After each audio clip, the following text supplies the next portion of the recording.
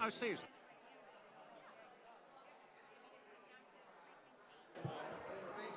Right? Hi, Tom. I made it. Hi there, how are you? Good, how are you? Good, thank you, dear. Good. There you go. Thank you. See ya.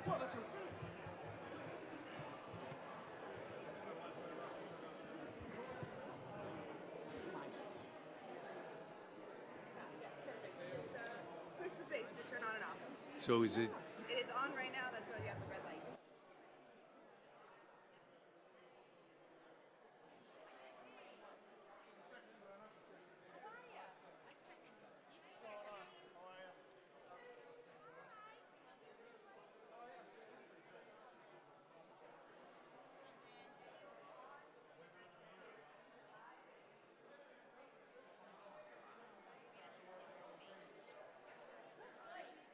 Exactly.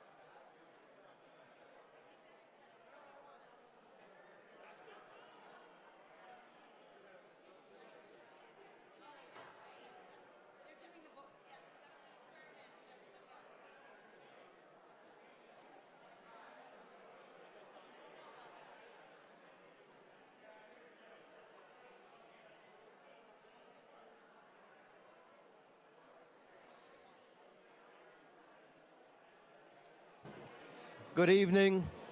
Can we have Mike?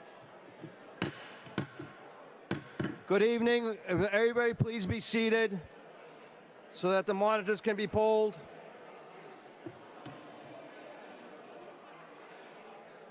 The members will please be seated so that the monitors can be polled for attendance. Thank you.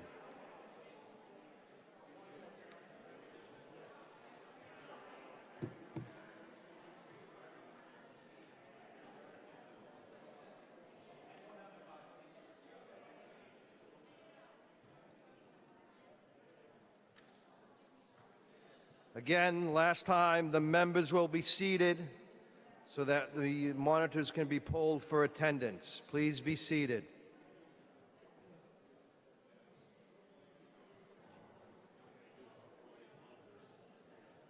Just want to make sure that they finish in precinct 8. Okay, they're finished.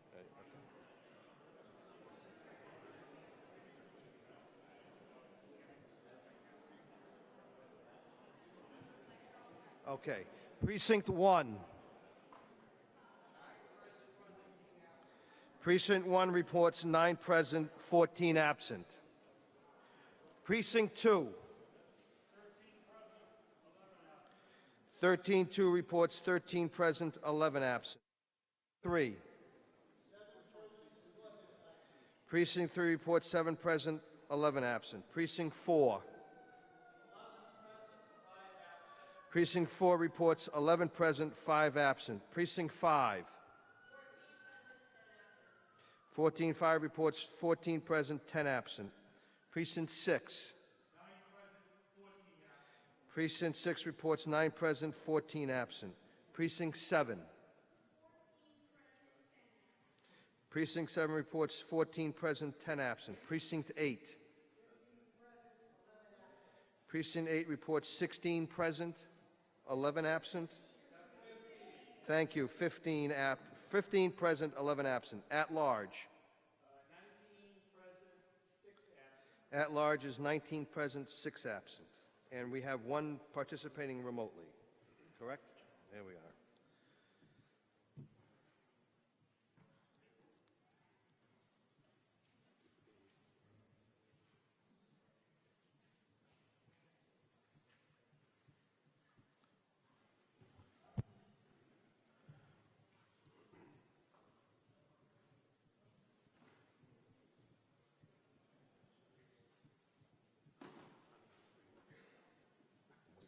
I have 112 to 92. Okay. 112 to 92. Okay. 112 members being present. We have a quorum. The quorum number is 101.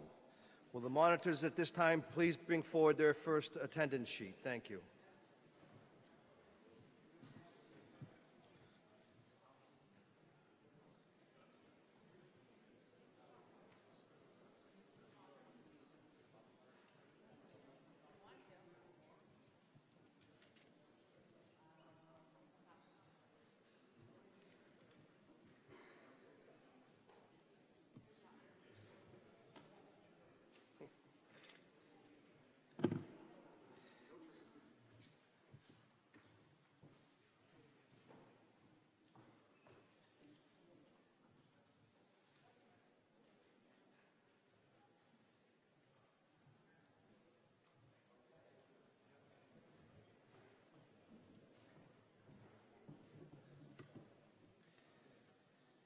At this time, all town meeting members and anyone else present who so desires may now rise and recite the Pledge of Allegiance to the United States.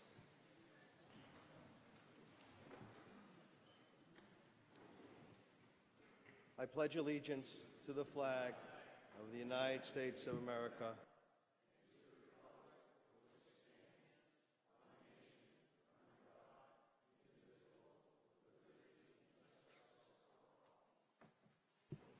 Thank you. At this time, Town Clerk Amy Hennessy Neves will please swear in any new town meeting members. Good evening, everyone. If I could just have you stand, and I'm going to swear everyone present here tonight.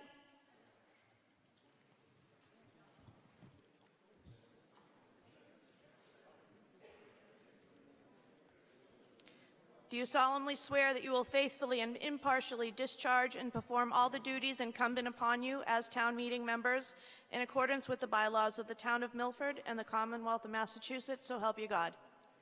Thank you.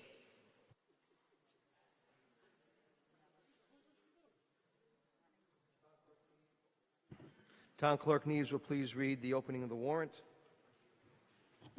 Thank you, Mr. Moderator. This is the special town meeting, October 30th, 2023, Milford, Massachusetts, Commonwealth of Massachusetts, Worcester County. To either constable of the town of Milford in said county, greetings. In the name of the Commonwealth aforesaid, you are hereby required to notify and warn the inhabitants of the town of Milford, qualified by law to vote in town affairs, to meet in the upper hall of the Milford Town Hall, 52 Main Street, on the 30th day of October, 2023 AD, at 7 o'clock p.m. In accordance with the provisions of General Laws, Chapter 39, Section 10, a special town meeting shall be held in Milford's Upper Town Hall. For those seeking reasonable accommodations under the Americans with Disabilities Act, ADA, due to incapacity or disability, who provide sufficient proof of such condition and who pre-register for the special town meeting at individual locations selected by such members at the time of their pre-registration as part of the reasonable accommodation process, remote participation may be permitted. Instructions for those seeking reasonable accommodations to register to participate at other locations shall be provided by the town clerk. The special town meeting will then and there act upon the following articles. Article 1. Thank you, Mrs. Neves. Does any member object to dispensing with the reading of the articles? Hearing no objection, Mrs. Neves will continue with the reading of the officer's return of service. Thank you, Mr. Moderator. Commonwealth of Massachusetts, Worcester County, Milford, Mass., date October 3rd, 2023. By virtue of this warrant, I have notified the legal voters of the town of Milford to meet at the times and places and for the purposes within named as directed. Robert Tassino, Chief of Police. Thank you. Thank you, Mrs. Neves. I'll just go over some of the meeting instructions, just as a reminder. Who can speak at town meeting as town meeting members, registered voters of the town of Milford, and anyone else wishing to address this body needs the unanimous consent of the town meeting members. If you want to obtain the floor to speak, please rise in place and exclaim, "Mr. Moderator," until recognized. I'll either call you by your name if I know you. If I don't, I'll say that the member in the voter in precinct 4, or maybe a member of the general public. And when you come to the podium, please identify yourself by your name and precinct number, or your name and address if you're a registered voter, or if you live in a town or otherwise. Only town meeting members can make and vote on motions. Any main motion and amendment must be in writing, and copies must be provided to the town clerk and moderator. There are time limits in speaking.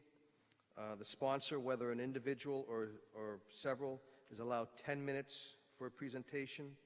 A 2/3 vote is needed to extend a presentation for another 10-minute period.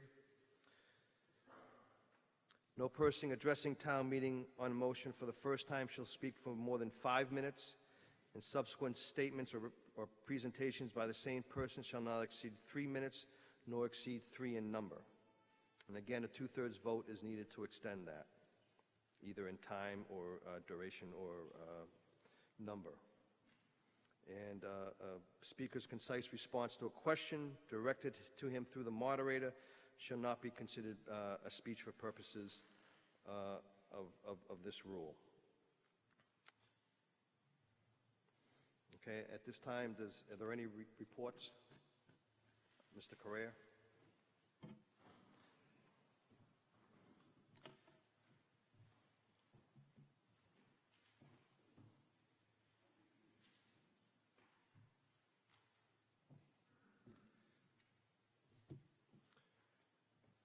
This report can be summed up in very short words. We're doing well. Is this better? Sorry. This report can be summed up in very few words. We're doing well. Once again, my hat gets tipped to the department heads for the way they manage their budgets, for all of the general government staff for helping out. When you look at it, Overall, our budget is up 8.8%. Now, that could seem high to many people, but you have to take into consideration that we got a lot of money from Chapter 70 increase. Milford received, the last couple years, an extra $6 to $7 million of state aid to help us with the obligations we have of all the new children coming into the town. For years, I was all over the superintendent when they wanted more space. Because in '74, we graduated 222 people. And 40 years later, we're at 260. That's one kid per year. The last few years, we've been adding 200 plus children to Milford. Put it in perspective, that's a memorial school every year. Luckily, with the Student Act that the state government put in, we qualified for $6.5 to $7 million extra dollars. So when you see it going up hard as it did, a lot of that is state aid. If you look, the education is shown as 50%.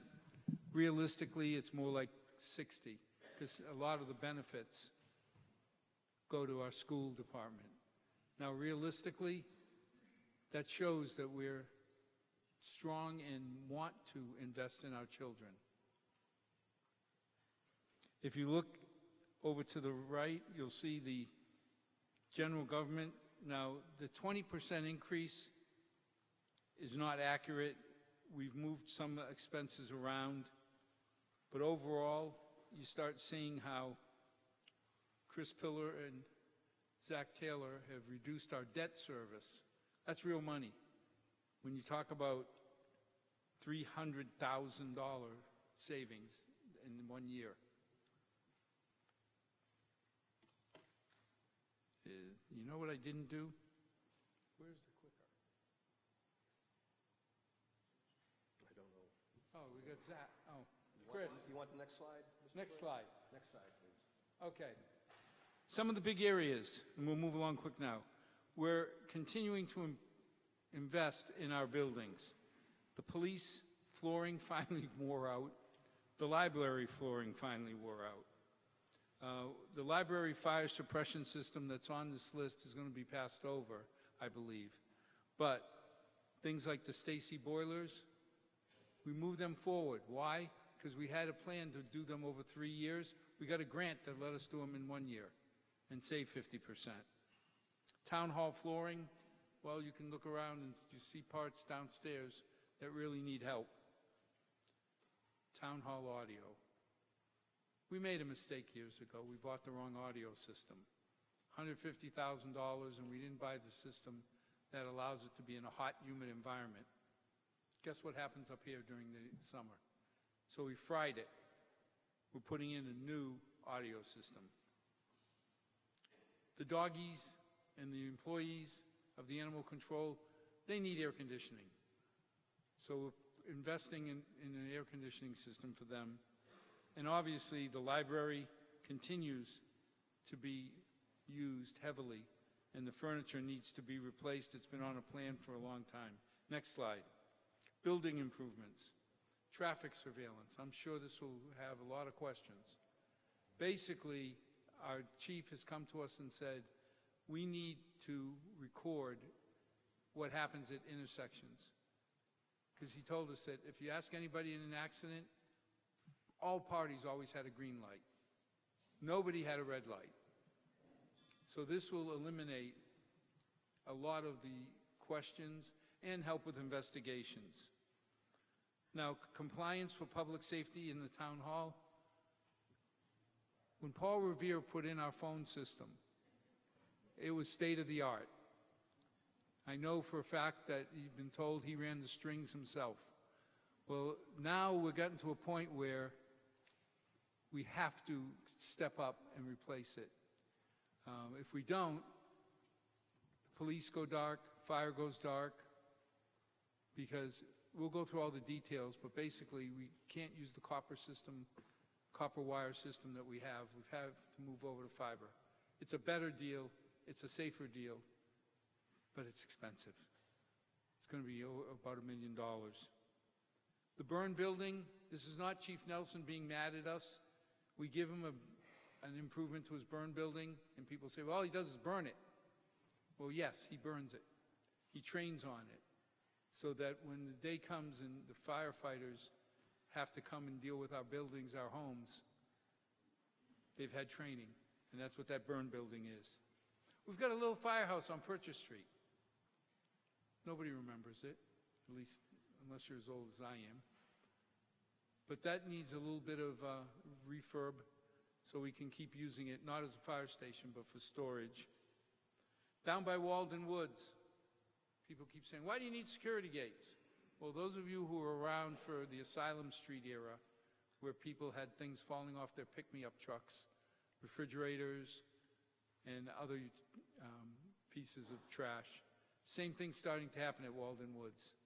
Now, the important part of this is that we were guaranteed that this will not stop residents from going in there, just trucks. We have a major program going up to refurb the town park, and I won't take any of Mr. Asm's thunder, but the $2.6 million, we got a grant to do half of it. So again, Milford continues to leverage our dollars as best we can. The woodland fence, we need a fence to protect the field. People are riding bikes over it and it's going to ruin it. Plus, we need netting because kids, now I thought it was easy, tell the coaches, tell the kids you can't miss the net. Because right now every time they miss, somebody's got to be going in the pricky bushes. And paving. This was one that's been on the docket for years, that we were going to do 3 years, a couple parking lots each, and they'll go through the details. And the actual details are in that report from the Finance Committee. What we found out was the state bid runs out this year. And Scotty told us that he expects about a $70,000 increase in the bid. So by moving it forward, we're able to save 70 grand. Next slide. I won't go through every vehicle. The ones that people are most concerned about is the leaf truck. Yes, we will continue picking up leaves. It's probably one of the most popular programs in town. And no, the sewer department is not getting a corporate jet. I've been asked so many times about why is the sewer department buying a jet. No, it's a jet truck. It's to clean out, and they'll go through the details. And then we have the normal fire truck replacement, the chief's car, and a van to help expand the use of the youth center. The last thing, next slide. I'm always asked, what do you see over the horizon? What could bite us? Not in a bad way, but realistically, we've been waiting for years for that new high school proposal to be accepted. That comes, it's a big one. And we may have to help the geriatric authority again.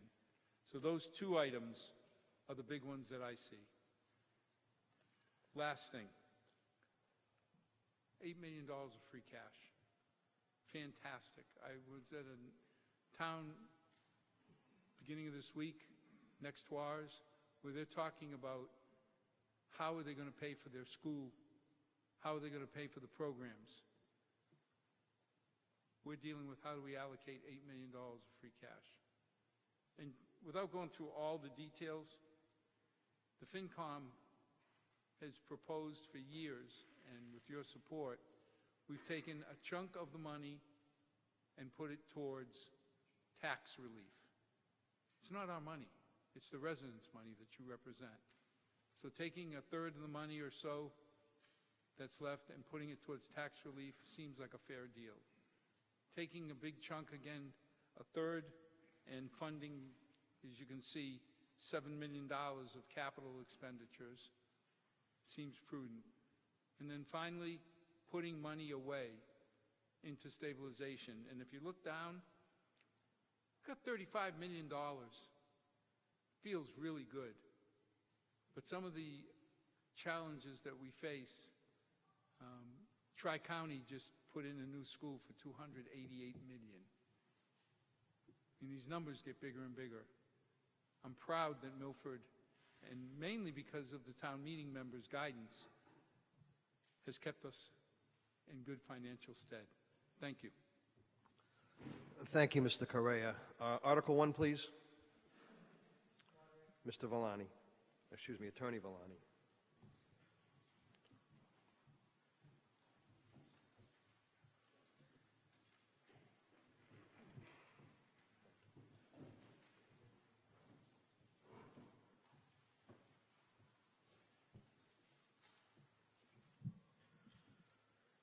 Mr. Moderator, town meeting members, I move that the town vote to transfer the sum of $150,000 from the excess and deficiency account.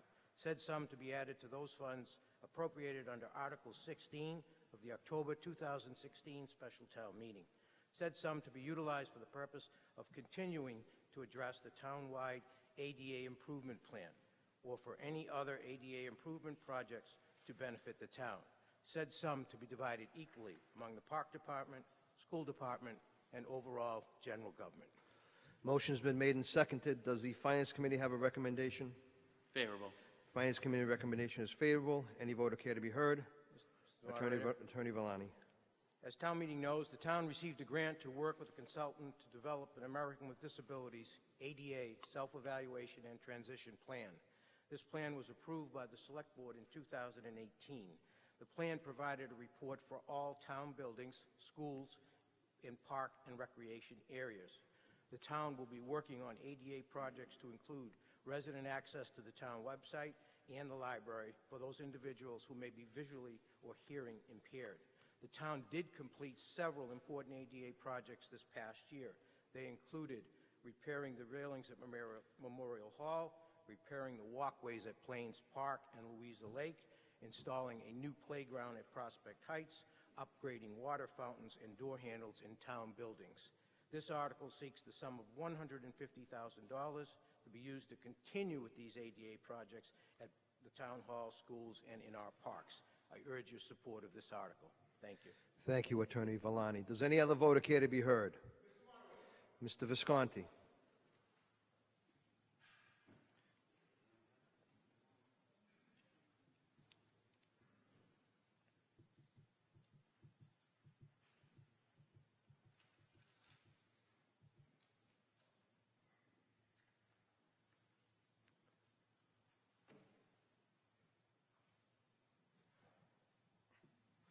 Thank you, Mr. Moderator. Ladies and gentlemen, Mike Visconti, Precinct 8. Mr. Moderator, through you, I'd like to ask the sponsor a question. The article seeks to divide the sum of money in 3 ways. Will the sum of money be divided equally 3 ways? If not, in what proportions will the money be divided for use by the highway, schools, and general? Thank you. Thank you, Mr. Visconti. Any voter care to be heard? Attorney Villani.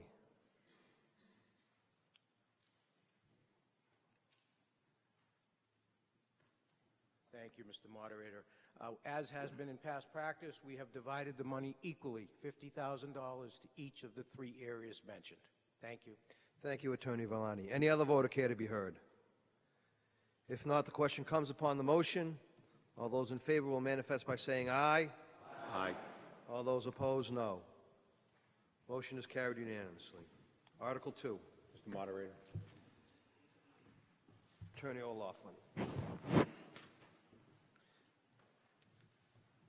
Mr. Moderator, town meeting members, I move that the town vote to transfer the sum of $60,758 from the excess and deficiency account and sum to be added to those funds appropriated under Article 16 of the October 2016 special town meeting to be utilized to establish and or maintain a regional substance abuse outreach program in the greater Milford area. Motion's been made and seconded. Does the Finance Committee have a recommendation? Favorable. Finance Committee recommendation is favorable. Any voter care to be heard? Mr. Moderator. Attorney O'Loughlin. Ladies and gentlemen, this article seeks the sum of $60,758 to be expended to establish and maintain the existing regional substance abuse outreach program in the greater Milford area. This program is a police department-based model in which police officers and therapists help individuals access treatment embedded within Hopedale, Milford, Upton, Bellingham, Mendon, and Medway police departments. There are mental health professionals and other recovery coaches from community impact that respond to individuals struggling with substance abuse.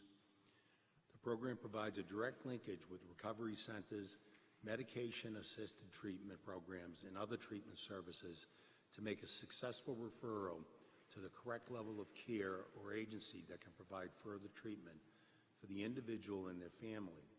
We continue to use the four-pronged approach of intervention, treatment, follow-up, and community partnerships.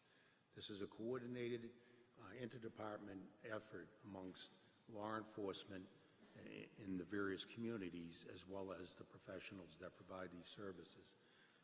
Back in October, the special town meeting, I came before this body and asked you for $1 per capita for this program, and those funds have lasted up to this point in time.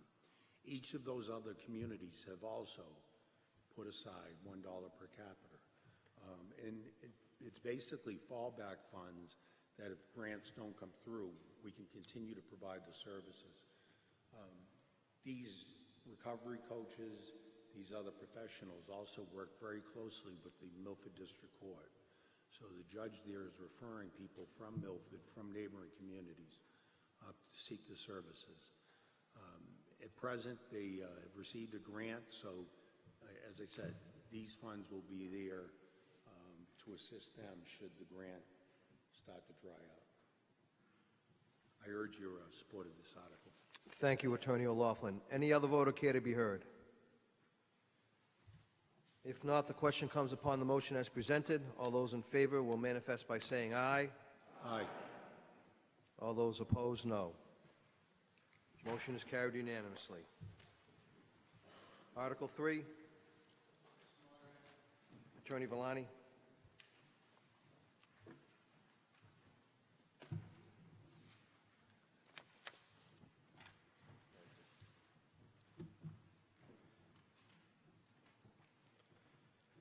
Mr. Moderator, town meeting members, I move that the town vote to transfer the sum of $150,000 from the excess and deficiency account, said sum to be spent under the jurisdiction of the Milford Police Department to implement traffic surveillance infrastructure at locations throughout the town.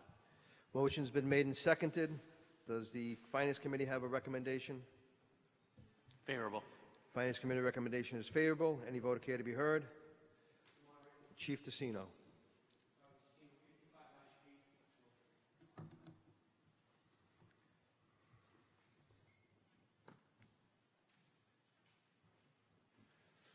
I'll try to be brief because I was told to be brief. Actually, I was threatened to be brief.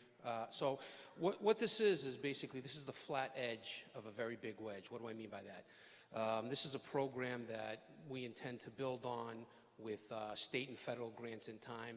But a lot of what we do with grants, as you know, we have to start somewhere. So this is the starting point. How did we get here? Quite simply, you see the quick slide. Again, like Al Correa said, I've never booked an accident where, oh yeah, I had the red light, they had the green light. Everybody has a green light, everybody was doing the speed limit, and they don't know what happened. The also big problem we have in Milford, and we have a lot of it, is hit and runs. If you've never been involved in a hit and run, it doesn't have to be a catastrophe. If you're living on a fixed income and your car gets sideswiped and we don't have somebody to track down and get some information from, that deductible and putting you out of pocket can really put you behind the 8 ball. So we're hoping that's going to limit a lot of this. The couple quick questions that I got, and I want to thank the people who emailed me, and I want to thank the Finance Committee for giving me some good questions with this and some other projects. They're really just a valuable resource for us. This is not a Fourth Amendment issue. We are not looking at people's houses. We are not targeting people.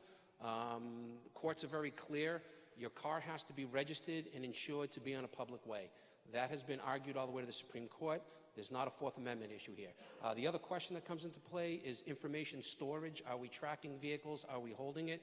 We're not doing that either. So if we have an let's say we put this up at Congress and West Fountain. There's a major accident. We're going to be able to get that data immediately. We're not going to have a storage unit. It's not going to go outside the 2-week period to go back and look, okay? It's going to be incumbent upon us to do these investigations immediately and pull that data. So those were questions that were asked from me from email, and I want to thank the people for reaching out to me, and that way we could get these things answered. So it's really simple. It's not facial recognition. It's not Big Brother. It's none of those things. The other thing that's really unique about this that we hope to implement, I always say this, I'd rather drive over the Brooklyn Bridge at 4 o'clock, and I've done that. I was in New York City for 7 years. I'd rather drive over the Brooklyn Bridge at 4 o'clock in the afternoon than try to get from East Main Street to Milford Hospital. Good luck. What this system has the ability to do is, believe it or not, it'll sense the backup, the spill, and it'll start to mitigate the lights. You can do it like that. It's an option, and this way it'll let one light stay greener, the other one red, and be able to pull traffic, almost like having somebody in the intersection pulling traffic. I know that's kind of a quantum leap, but hopefully we can get there with this. I thank you for your consideration. Thank you, Chief Tassino. Does any other voter care to be heard? Mr. Abisla.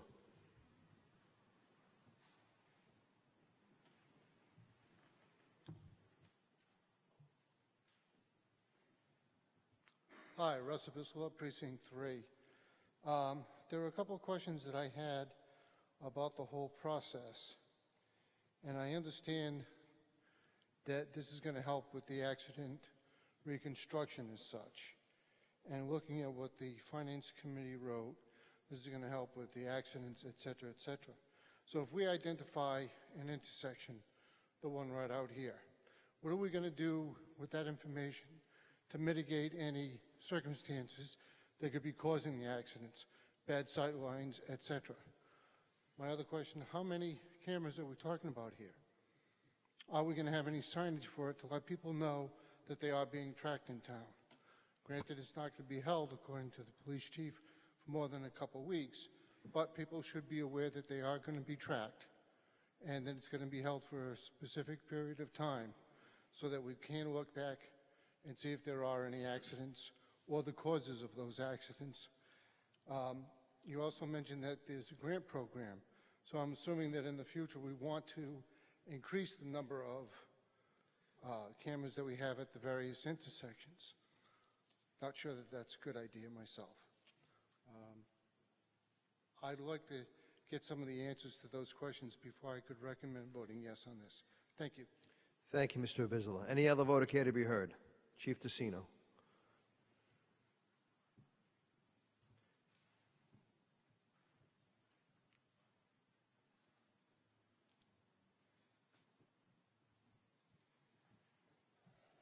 I'll try to take those questions one by one in my head real quickly. You talk about letting people know that they're being tracked with a camera or video at that time with a camera. I wouldn't be against putting up a sign, and I would work with Scott Christofouli. Him and I have a great working relationship that said this intersection is being monitored on the traffic cameras. Again, I want to be clear. That's not a law requirement. It's not a Fourth Amendment issue. You can record anybody in public as long as it's not audio. You don't even have to tell them. You can walk around and record people's video without the audio. The courts are very clear on that here in Massachusetts, as long as it's public. Roadways are a public space. Driving is not a right. It is a privilege, okay? But I wouldn't be against signs, and I actually think that's a pretty good idea. As far as mitigating traffic patterns, absolutely. If we can show that there's a certain traffic pattern or deficiency, that would increase the capability, with Scott Christofouli and I to apply for grants and funding and so forth. And as far as which intersections we're going to try to set these up, as you know, we have numbered state highways like Route 16, 140, 109. We'd have to work with the state if we could put cameras out there. And to be quite honestly, I want to get them to pay for their cameras there. So like I said, this is the flat edge of a big wedge. Ultimately, we'd like to have all the intersections with cameras, and I want to do that with grant money down the road. This isn't going to be a thing where I'm going to be coming to you, hey, I want to do this intersection, I need more money. Hey, I need more money. That's not this type of thing. This is just to get this program launched and started and rolling. I hope I'd answered your questions. Thank you, Chief Tassino. Any other voter care to be heard? Attorney Wilton?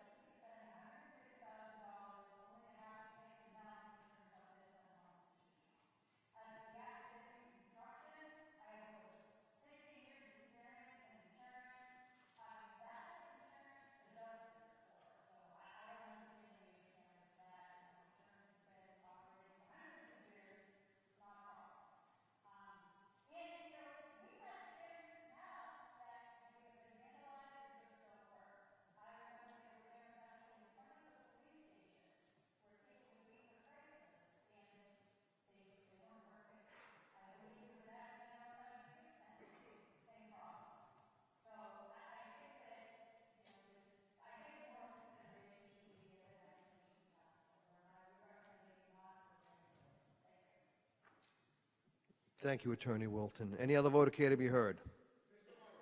Mr. Visconti.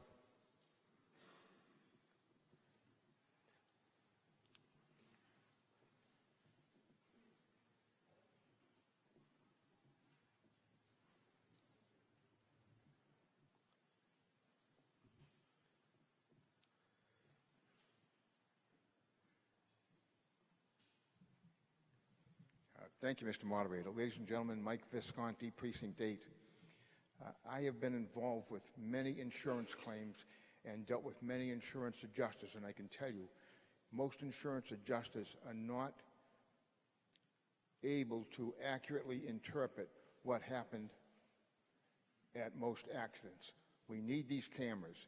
There's no harm. It can only be a benefit. Please vote yes on this article. Thank you. Thank you, Mr. Visconti. Does any other voter care to be heard? If you want to be recognized, you have to stand and exclaim, Mr. Moderator. Yes. I believe it's Mr. Buckley. Thank you.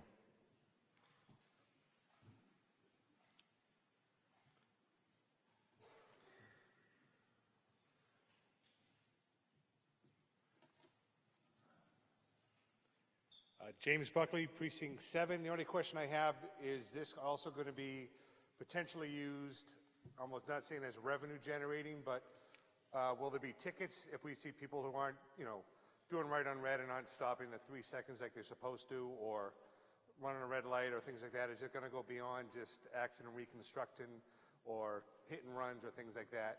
Is this going to end up changing into a, Big Brother's watching everything? Not that that may not be a bad thing, but just like to know that. Thank you, Mr. Buckley. Any other voter care to be heard? Chief Tessino.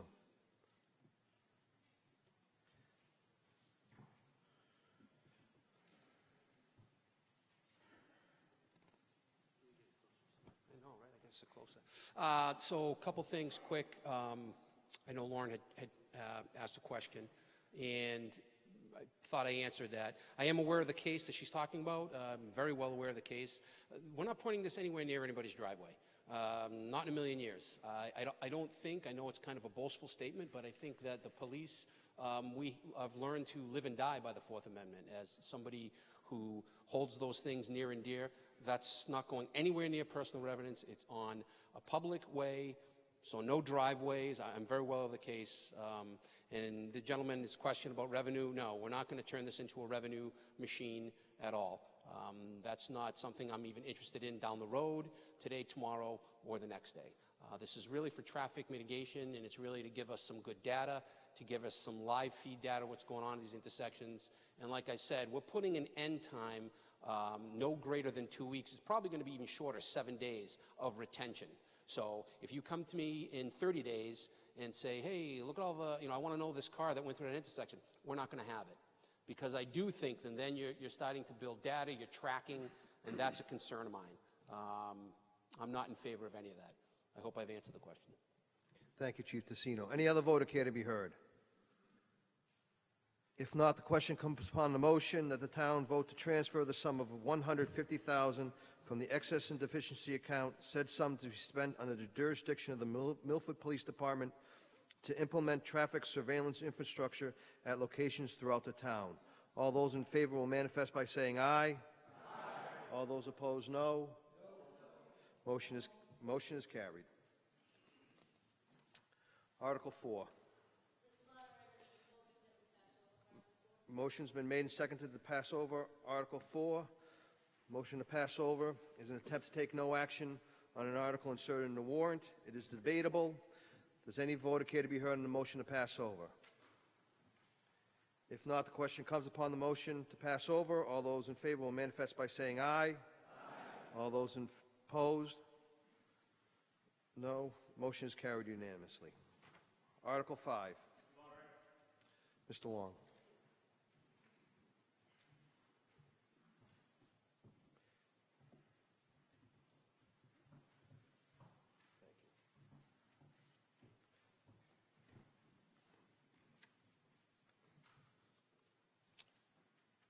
Mr. Moderator, town meeting members, Brian Long, Chair of the Personnel Board.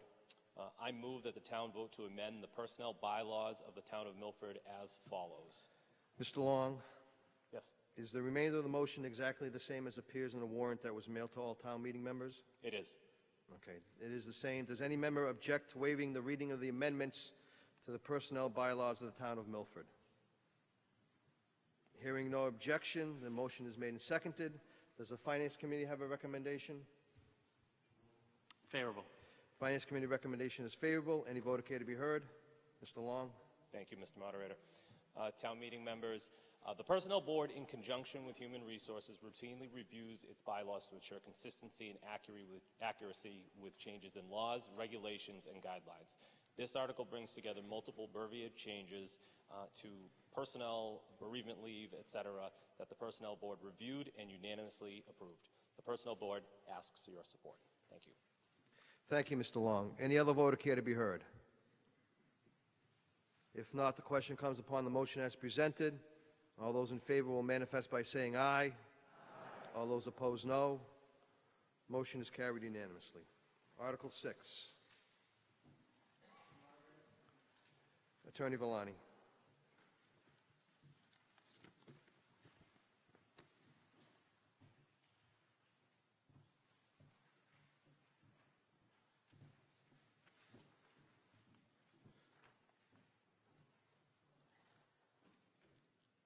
Mr. Moderator, town meeting members, this article simply seeks to rename the Industrial Development Commission to an Economic Development Commission. With the recent rejuvenation of the IDC... Mr. Villani, excuse me. He's turned to him. Can you read the motion, please? Oh, geez, that might help. That might help. I move that the town vote to amend Article 6 of the general bylaws of the town of Milford relating to the Industrial Development Commission as follows. Attorney Villani, is the remainder of the motion exactly the same as appears in the warrant? It is, Mr. Moderator. Okay. It is the same. Does any member object to dispensing with the reading of the amendments to Article 6 of the general bylaws of the town of Milford relating to the Industrial Development Commission? Hearing no objection, the motion is made and seconded. Does the Finance Committee have a recommendation? Favorable. Finance Committee recommendation is favorable. Any vote care to be heard?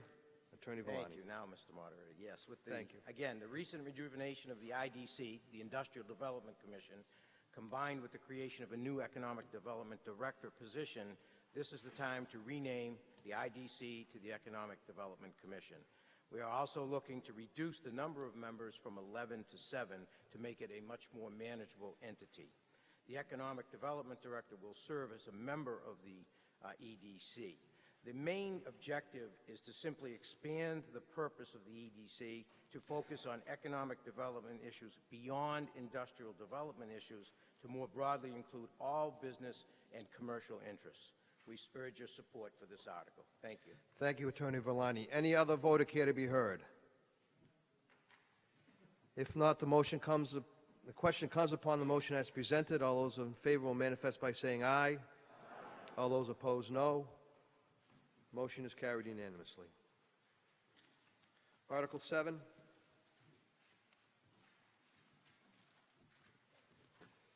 Mrs. Abisla.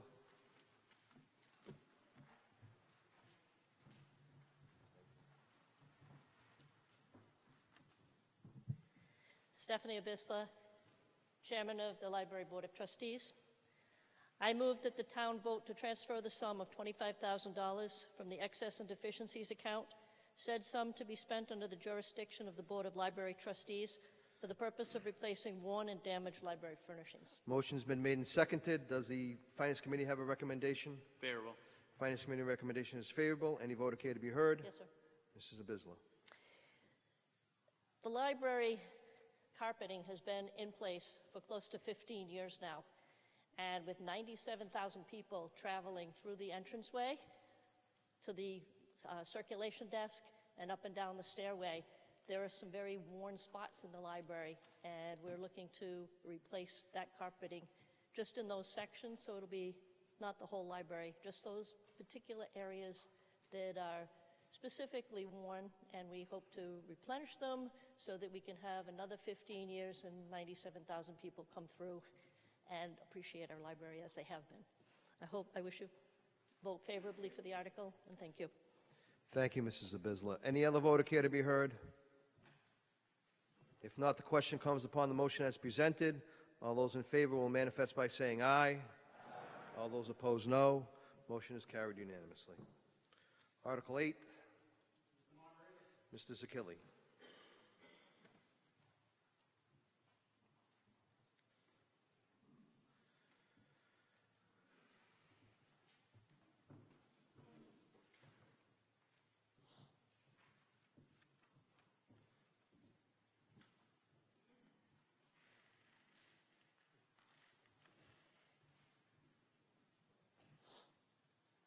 Mr. Moderator, town meeting members, I move the town vote to transfer a sum of $20,000 from the excess and deficiency account, said sum to be utilized by the Milford Highway Surveyor for the acquisition and installation of security gates at the Haven Street and Walden Way Wood Road entrances to 185-acre town-owned Walden Woods planned residential development and open space parcel.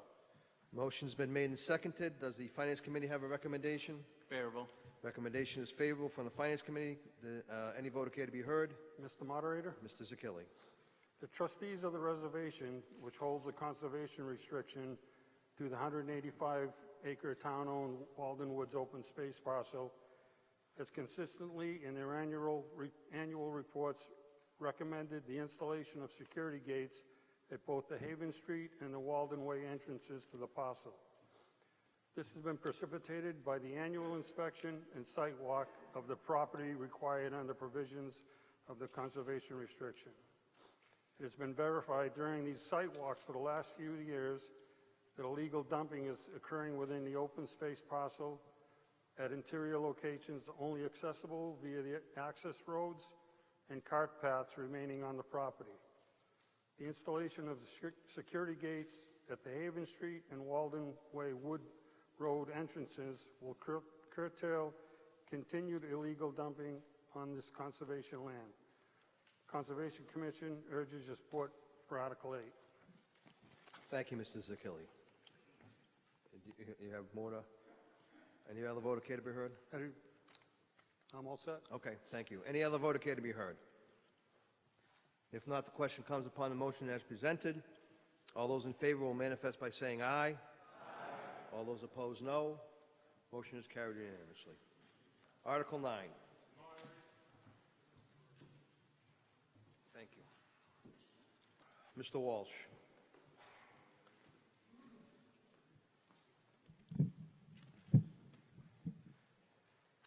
Mr. Moderator, town meeting members, I move that the town vote to amend its vote under Article 39 of the October 24, 2022 special town meeting so that the said vote shall include Milford Town Hall and Memorial Hall as buildings to have their elevator systems upgraded under the appropriation authorized by Article 39. Motion's been made and seconded. Does the Finance Committee have a recommendation? Favorable. Finance Committee recommendation is favorable. Any vote care to be heard? Mr. Moderator, town meeting members, the town needs to upgrade the elevators at Town Hall and Memorial Hall. This article seeks to alter the language of Article 39 of the October 24, 2022 special town meeting to use the amount of $55,000 remaining in this article to include Town Hall and Memorial Hall as identified buildings to perform elevator upgrades. Article 39 specifically identifies the police station, the fire station, and the Milford Youth Center only for repairs. Both of these elevators have obsolete components that must be replaced to avoid future issues and unnecessary service interruptions. This is a cost-effective option compared to complete modernization and takes less time. The upgrade will include labor, materials, software, field engineering, and adjusting to assure that the new system is completely interfaced so the elevators can be placed back in service at peak performance the same day the upgrades are completed. I urge your support of this article. Thank you, Mr. Walsh. Does any other vote care to be heard? If not, the question comes upon the motion as presented. All those in favor will manifest by saying aye. All those opposed, no. Motion is carried unanimously. Article 10. Mr. Long.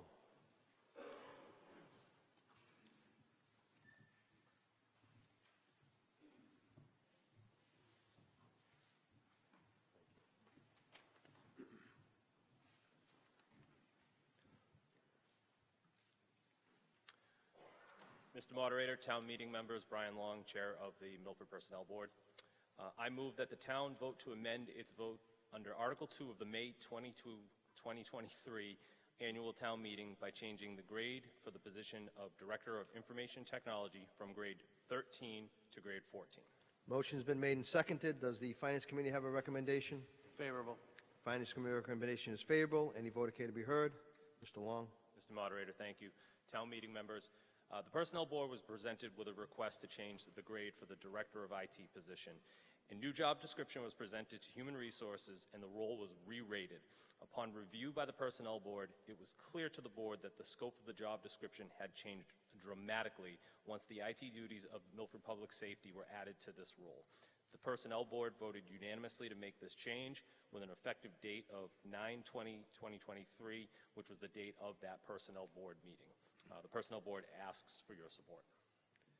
Thank you, Mr. Long. Any other voter care to be heard? If not, the question comes upon the motion as presented. All those in favor will manifest by saying aye. All those opposed, no. Motion is carried unanimously. Article 11.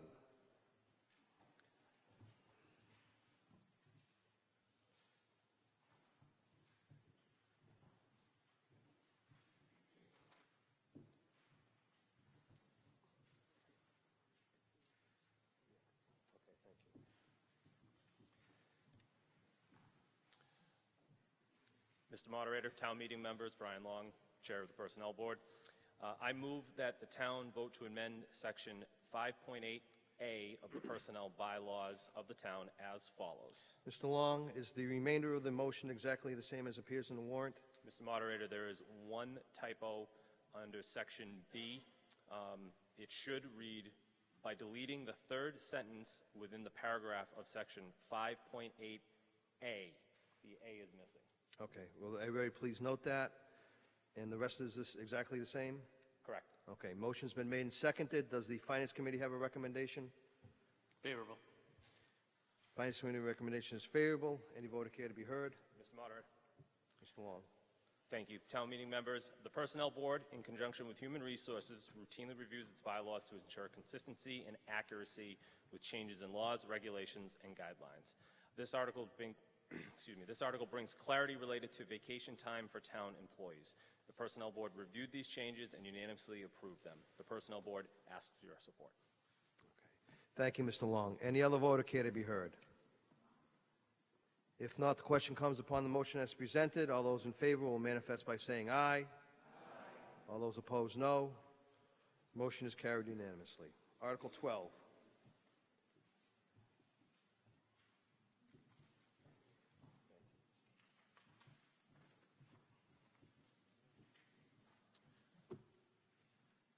Mr. Moderator, town meeting members, Brian Long, Chair of the Milford Personnel Board. I move that the town vote to amend Section 5.6 of the Personnel Bylaws of the Town of Milford by striking the first sentence thereof and replacing said sentence with the following. All permanent, full-time, and permanent benefit-eligible part-time employees shall be credited with sick leave with pay at the rate of 1 1/4 days for each month of service for up to 15 days per calendar year. Eligible employees' sick days will be calculated by taking the number of hours worked per week divided by 5 days and multiply by 1.25 to get one's monthly accrual. And further, to see if the town will vote to replace the last sentence of Section 5.6 with the following. Employees may utilize up to 5 days of accumulated sick leave each year for illness of a member of the employee's immediate family. Immediate family shall be those defined in Section 5.5. 1 day is equivalent to the employee's regularly scheduled workday. Motion's been made and seconded. Does the Finance Committee have a recommendation? Favorable. Finance Committee recommendation is favorable. Any voter care to be heard? Mr. Long. Town meeting members, the Personnel Board, in conjunction with Human Resources, routinely reviews its bylaws to ensure consistency and accuracy with changes in laws, regulations, and guidelines. This article brings clarity related to sick time for town employees. The Personnel Board reviewed these changes and unanimously approved them. The Personnel Board asks for your support. Any other voter care to be heard? If not, the question comes upon the motion as presented. All those in favor will manifest by saying aye. Aye. All those opposed, no. Motion is carried unanimously. Article 13. Mr. Long. Thank you, Mr. Moderator, town meeting members. Brian Long, Chair of the Personnel Board, and I promise this is the last time I'll be up in front of you. I move that the town vote to amend Section 1.6 definitions of the personnel bylaws of the town of Milford by adding the following new definition. Benefit eligible employees refer to Mass General Law, Section 32B2. Not sure if I read that right. Okay. The motion's been made and seconded that the town vote to amend Section 1.6 definitions of the personnel bylaws of the town of Milford by adding the following new definition. Benefit eligible employees refer to Mass General Laws, Chapter 32B, Section 2. Motion's been made and seconded. Does the Finance Committee have a recommendation? Favorable. Finance Committee recommendation is favorable. Any voter care to be heard? Mr. Long. Mr. Moderator, town meeting members, the Personnel Board, in conjunction with Human Resources, routinely reviews its bylaws to ensure consistency and accuracy with changes in laws, regulations, and guidelines. This article adds a definition regarding benefit-eligible employees with a reference to the Massachusetts General Laws. The Personnel Board reviewed the changes and unanimously approved it. The Personnel Board asks for your support. Thank you, Mr. Long. Any other voter care to be heard? If not, the question comes upon the motion as presented. All those in favor will manifest by saying aye. Aye. All those opposed, no. Motion is carried unanimously. Article 14. Attorney Moody.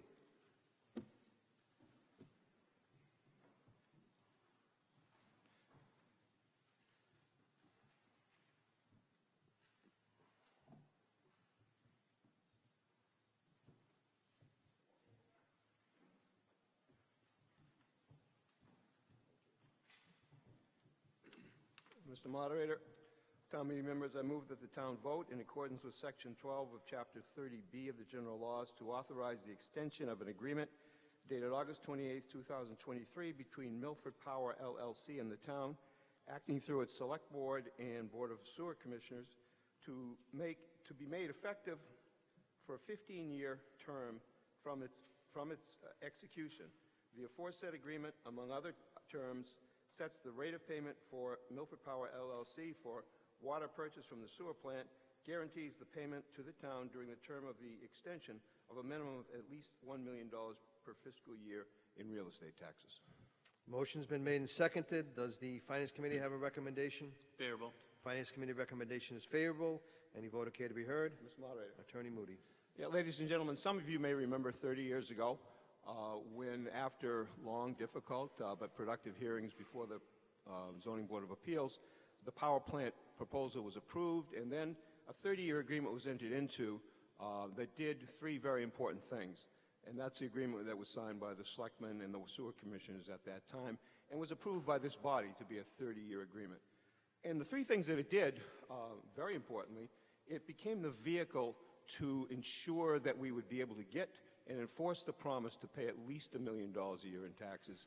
And perhaps even more important, it was the vehicle by which we were able to tie down the company to its promise, which it's lived up to, not to seek an abatement of its real estate taxes as a manufacturing corporation, which it would be entitled to, but for that agreement.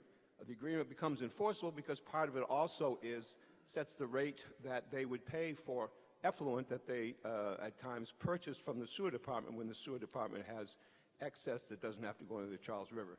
So it does those three things, but it's the first ones that are most important. It's been very beneficial, obviously, over the last 30 years to get the guarantee of $1 million each year. There have been a number of years over that time when the tax bills, because of changes in the rates or changes in the valuation, has been a little to a lot below the $1 million, and the company has, without any hesitation, without even being asked, provided that money, the difference to the town. It's never been a problem. They have, in all respects, under this agreement at least, been a very, very good corporate citizen.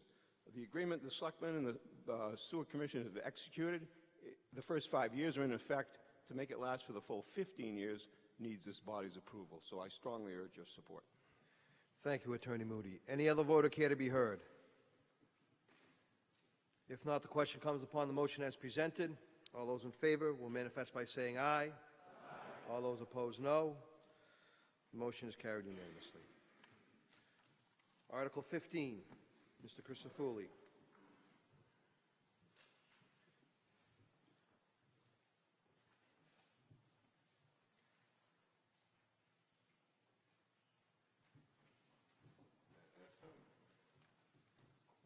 Mr. Moderator, town meeting members, I move that the town vote to transfer the sum of $120,000 from the excess deficiency account, said sum to be spent under the jurisdiction of the highway surveyor for the purpose of purchasing a new truck-mounted leaf vacuum. Motion's been made and seconded. Does the Finance Committee have a recommendation? Favorable. Recommendation is favorable from the Finance Committee. Any voter care to be heard? Mr. Christofouli. Thank you, Mr. Moderator. Town meeting members, there is a little increase on this of $20,000 due to the increase of the equipment from the time the article was written. But if approved, the vacuum machine will be installed on an existing cabin chassis and used for our leaf pickup program. The program has doubled in volume over the years and has been difficult to maintain constant service with only 2 trucks. The third truck will increase productivity and allow for the breakdowns. The program is also part of our EPA mandate for stormwater compliance and needs to continue. The new machine will improve the efficiency of the program and in turn increase service to our residents. I ask for your support on this article. Thank you, Mr. Christofouli. Any other voter care to be heard? If not, the question comes upon the motion as presented.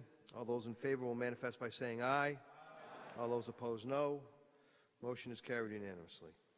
Article 16, Mr. Arcudi.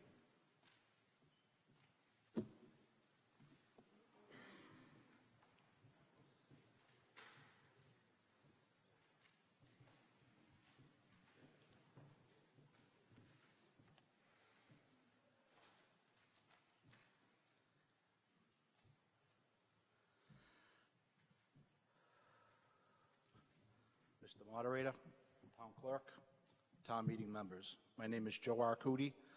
I am the Chairman of the Milford Park Commission. I move that the town vote to transfer the sum of $740,000 from the access and deficiency account, said sum to be utilized for the renovation of both Town Park and the Pearl Street Court area, which renovations and improvements will include new walkways, fencing, lighting, outdoor fitness court, tennis and pickleball courts, basketball and street hockey courts, new bathrooms, and other upgrades to those parks. Motion's been made and seconded. Does the Finance Committee have a recommendation? Favorable. Recommendation from the Finance Committee is favorable. Any voter care to be heard? Mr. Arcudi. Town meeting members. Basically, the town park needs a facelift. It's needed this renovation for many years. The town received a community development block grant of $1.3 million towards the renovations of Town Park. The Select Board has also agreed to transfer ARPA federal grant money to be included for the renovations of Town Park and Pearl Streets in the amount of $500,000 plus. This brings the cost up to just shy of the $2.6 million estimate of the project to $740,000, and that's why we are here tonight. Some of the renovations that are going to be going on at the town park, we are looking to renovate the 3 tennis courts, the 3 individual tennis courts that are there now, to upgrade the asphalt, the fencing, bench areas around one of the tennis courts that is going to be rehabbed into a pickleball court. Sports lighting, new pathways are going to be widened to 8 feet so we can get our equipment, to be able to get our equipment to the parks to do what we need to do. A new basketball and hockey court area where the double tennis courts are now, lighting for those courts, a natural fitness court area, replace some of the pathway lighting, new modular bathroom where the existing brick building is now. We're also looking at some off-street parking, which will accommodate up to about 18 or 19 spaces where the existing basketball court is now, to help alleviate some parking problems around the park. Some shade umbrella areas near the softball areas, and extend the bandstand stage and some other miscellaneous site work at the park. So, like I said, it's a facelift to the town park. It is long overdue, and I urge you to vote favorably on this article. Thank you very much. Thank you, Mr. Arcudi. Does any other voter care to be heard? Mrs. Heller.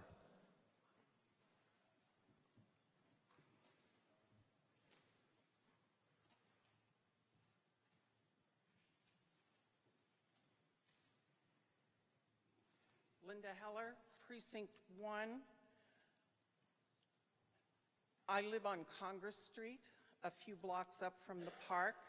I attended and spoke at the public hearing on February 15th, 2023, and those attending were told at the hearing that part of the criteria for the Community Development Block Grant is improving the lives of low and moderate income individuals, since the town park area is densely populated by persons who fall within those parameters.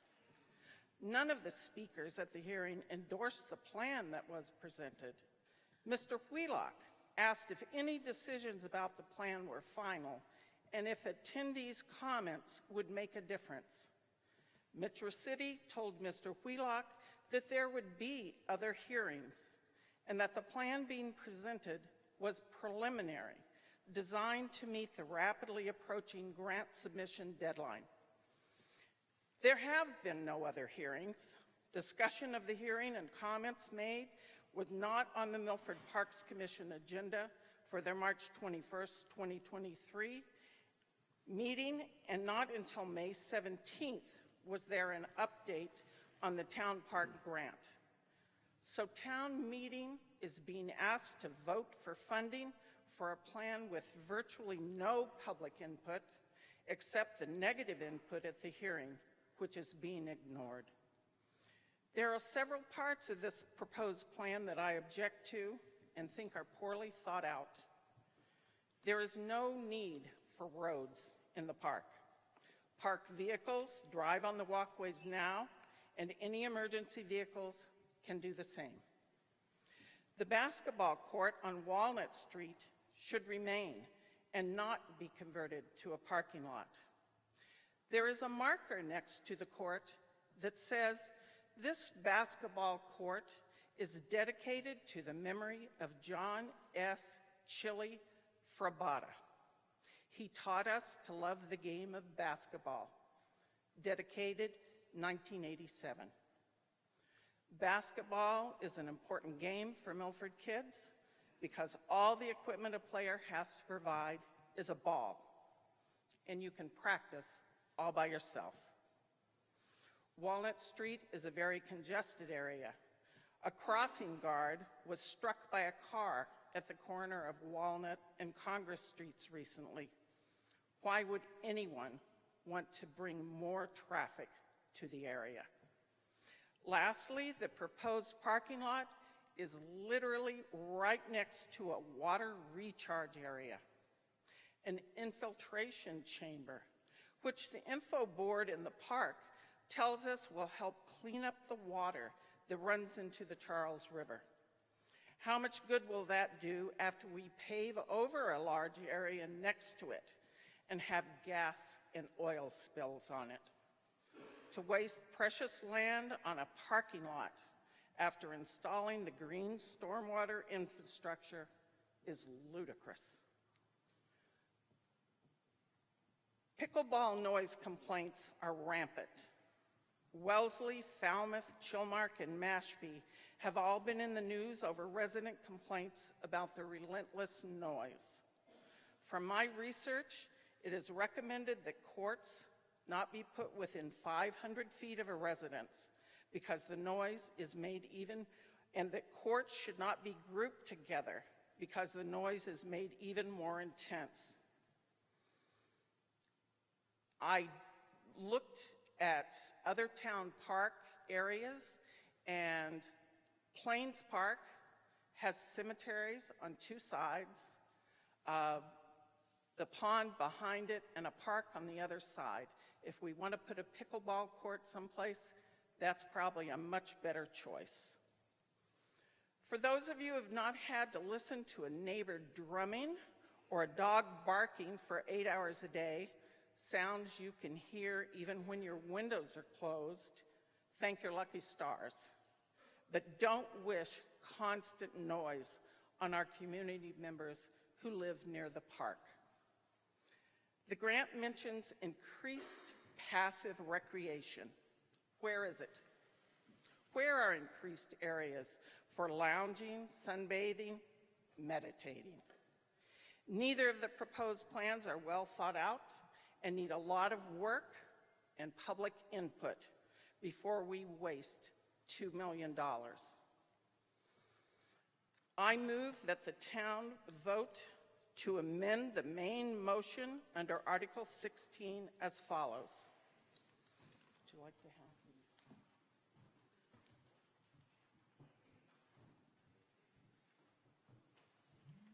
By deleting the words new walkways, pickleball, and by adding after the words new bathrooms, the phrase leaving the basketball court in place along Walnut Street.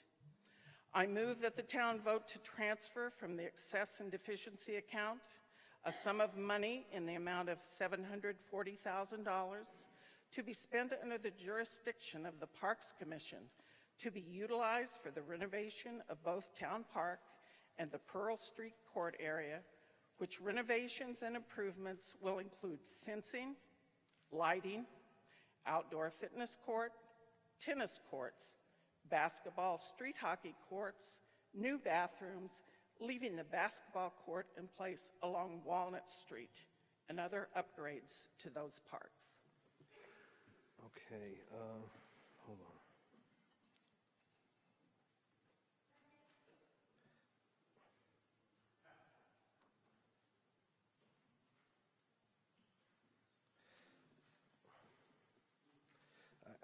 Excuse me, Mrs. Heller.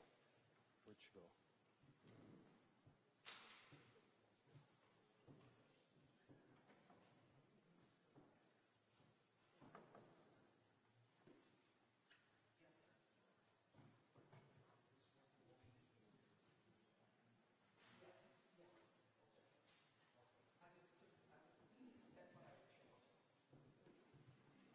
Okay. Motion's been made and seconded that the town vote to amend the main motion under Article 16 as follows.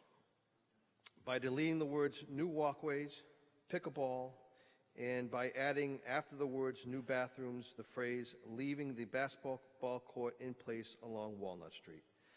Any voter care to be heard on the amendment to the main motion? If not, the question comes upon, yes, Mrs. Best.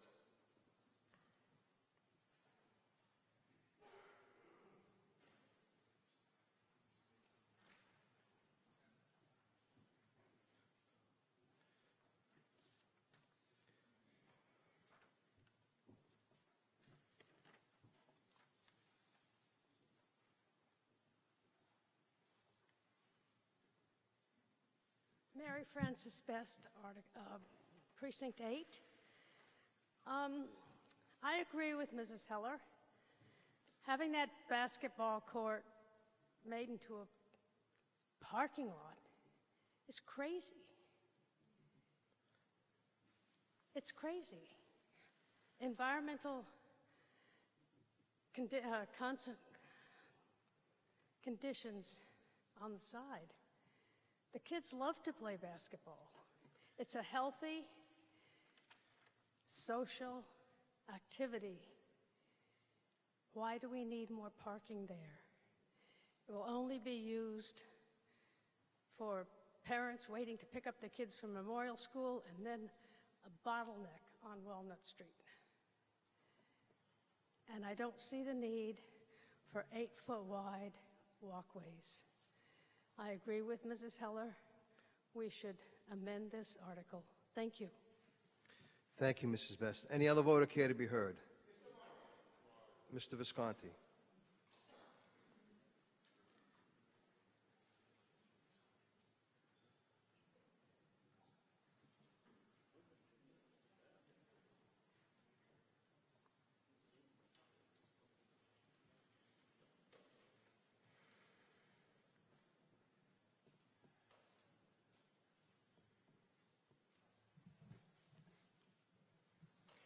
Ladies and gentlemen, thank you, Mr. Moderator. Ladies and gentlemen, Mike Visconti, Precinct 8. Ladies and gentlemen, basketball is one of the few sports that a single person can take advantage of. Who hasn't seen basketball hoops set up at the end of driveways or up against houses where a single child can shoot hoops all day long? The basketball court is a very important ingredient to the town park, and it should remain there. Please vote yes on the amendment. Thank you. Thank you, Mr. Visconti. Any other voter care to be heard? I got the member in Precinct 7, please. Is Precinct 6? Okay, I apologize. Member in Precinct 6? Oh, it's Mr. Asam. Thank you.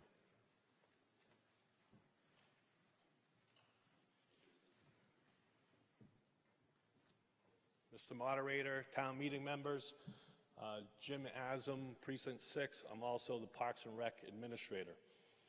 When the plans were made for this park, there was discussion about the basketball courts.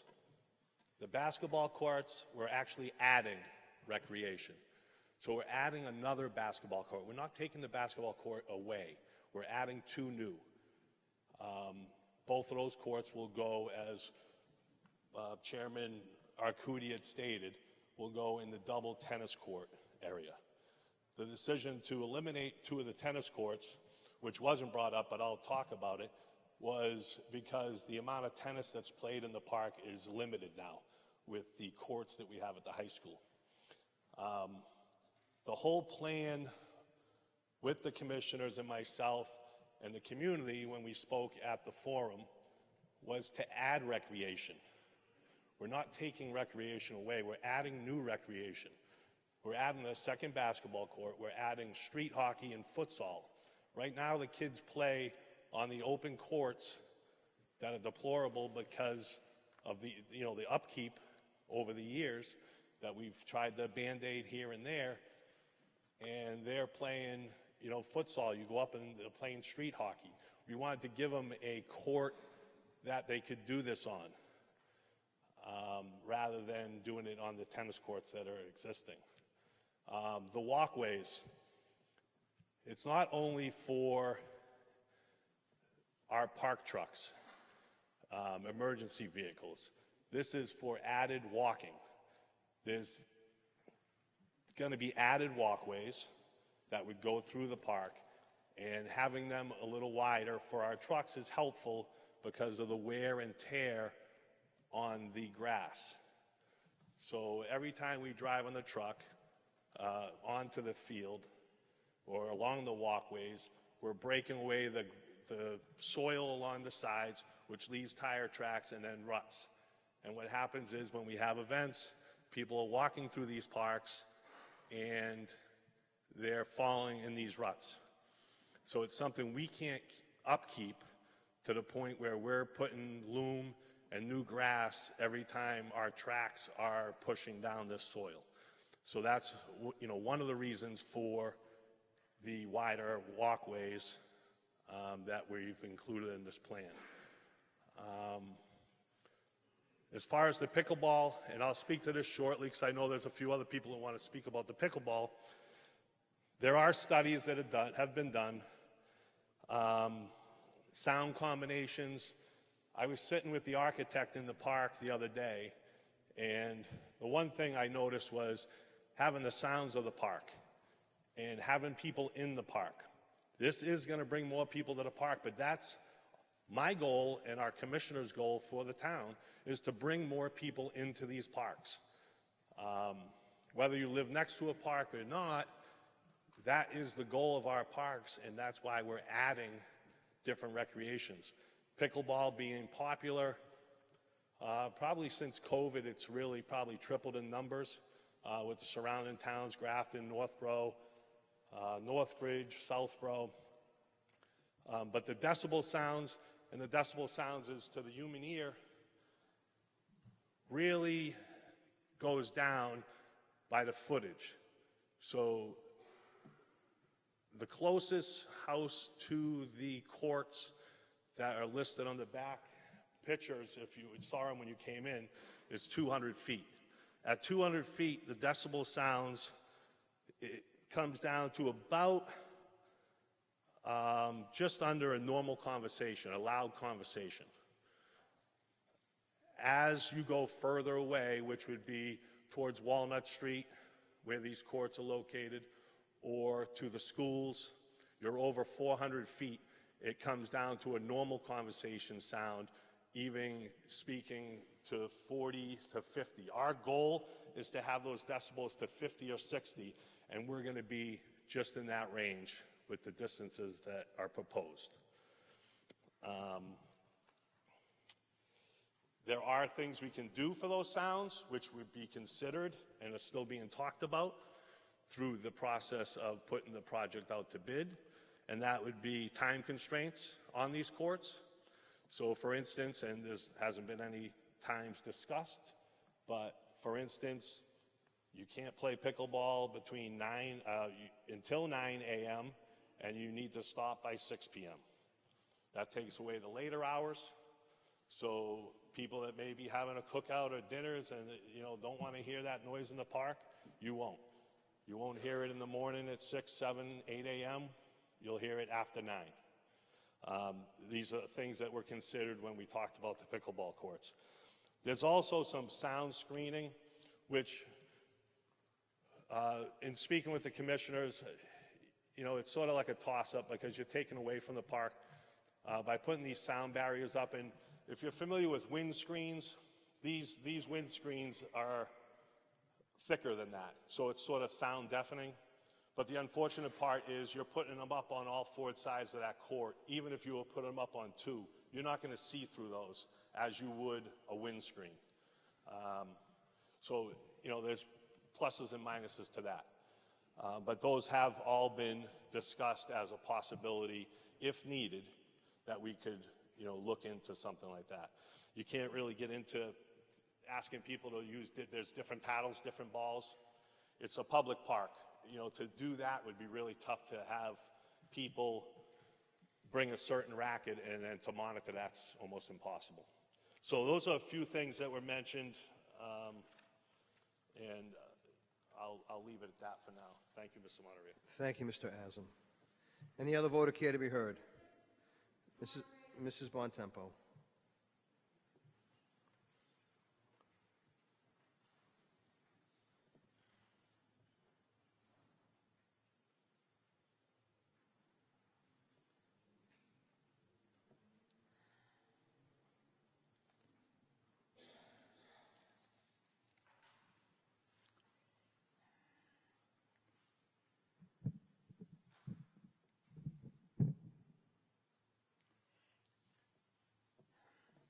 Mr. Moderator, town meeting members, Evelyn Bontempo, Precinct 4.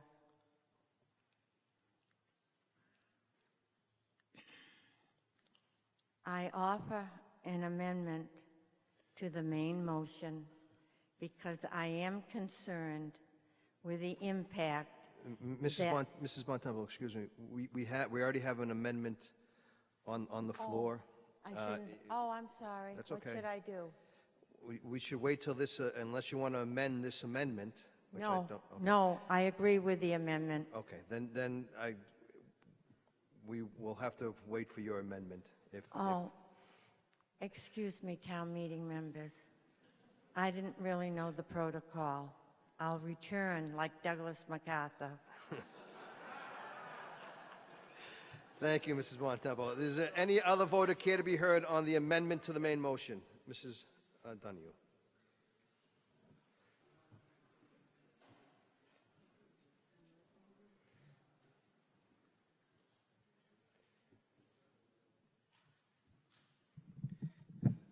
Okay, I'll just leave it there. Amy Donahue, Precinct 1. Thank you, Jim, for your clarifications on a lot of things. My main concern, and I would still argue against eliminating the basketball court on Walnut Street, if you are converting the double tennis courts to a basketball / street hockey / whatever that other thing was, footy, aren't you actually taking away recreational space then? Because if someone's playing basketball, they can't then also be playing street hockey. I would argue that the basketball courts on Walnut Street are very important. I live on Grant Street. I really don't want to see them converted into a parking lot. We have enough trouble with school traffic, all times of day, getting in and out of Grant and Emmons Street. If you make a parking lot where people are now backing out onto Walnut Street, I think you're going to have a lot of traffic problems. If you go by Town Park all the time like I do, the one area that you see constantly in use is that basketball court. And I would argue and it's been dedicated to someone that gave a lot of time to the Milford schools and children. I would, fine with the rest of your program, I would keep that basketball court, so I urge you to support Mrs. Heller's amendment to the motion. Thank you. Thank you, Mrs. Donahue. Any other voter care to be heard on the amendment to the main motion? Yes, the voter in Precinct 2.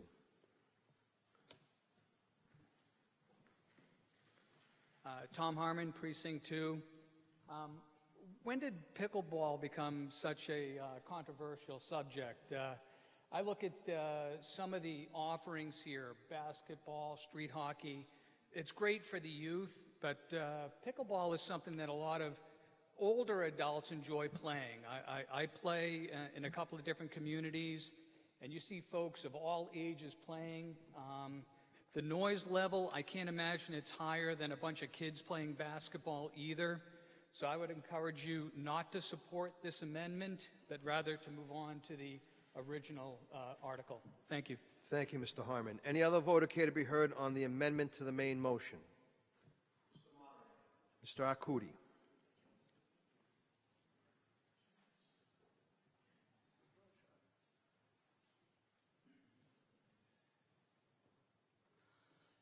Town meeting members, Joe Arcudi, Chairman of the Parks Commission.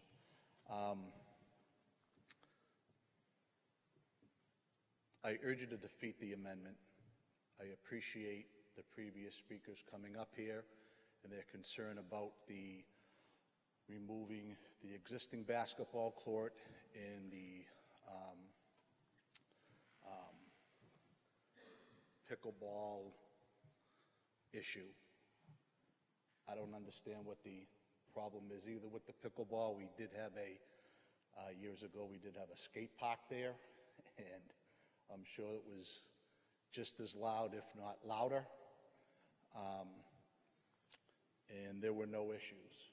This was in my feeling, a well-thought-out plan by Mr. Razum and the park commissioners. I do understand the concern about, we are not losing a basketball court. We are actually gaining a basketball court. It is providing our youth with another place to come and play. We do urge people to come and use our parks. I think this is a good plan. If there is some concern about the basketball court, the existing basketball court being converted to a parking lot, I do not have a problem meeting with residents to discuss that further. But I would like to do that in the future before this plan, maybe this plan goes forward. I don't know if I'm speaking out of turn, but in order to do that, we would have to defeat this amendment, and I am open to maybe discussing the parking lot issue. But as far as everything else, I don't see a problem with this. I think it's a good thing. I think it's a positive thing for the town of Milford. And again, I urge you to defeat the amendment and to pass the original motion. Thank you. Thank you, Mr. Arcudi. Any other voter care to be heard on the motion to amend the main article?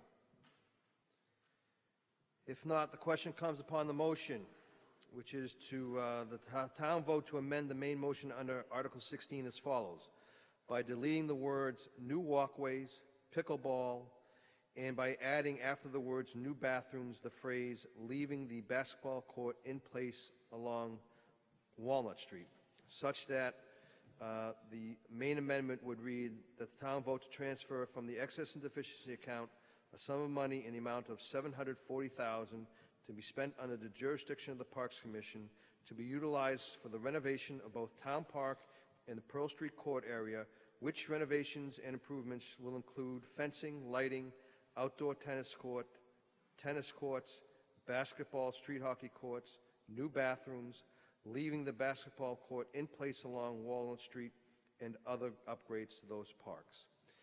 All those in favor will rise and remain standing until counted by the monitors. All those in favor of the amendment will rise and remain standing until counted by the monitors.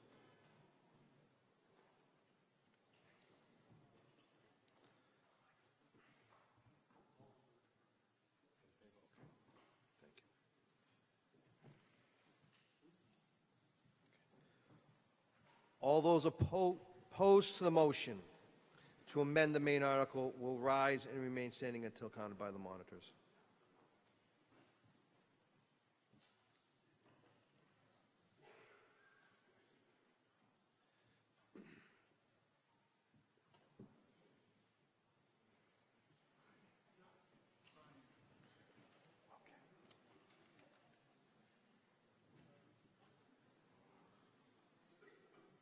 Okay. Precinct 1. Precinct 1.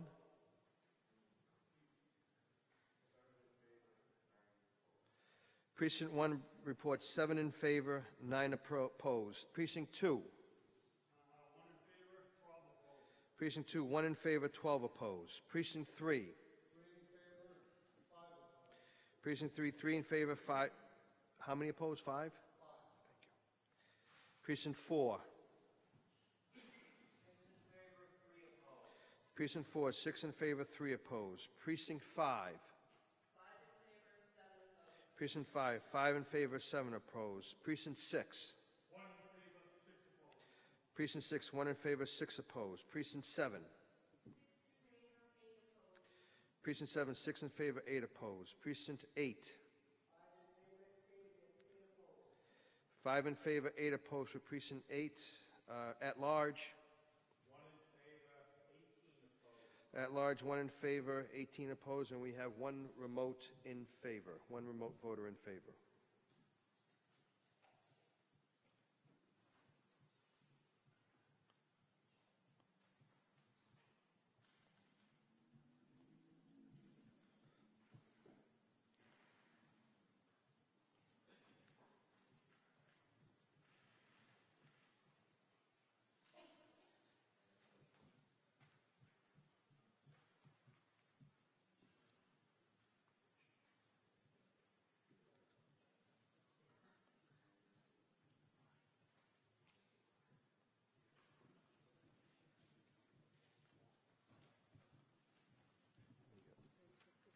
Yes. 36 haven't voted in favor, 76 opposed. The motion is defeated. Does any other voter care to be heard on the main motion as presented on the screen?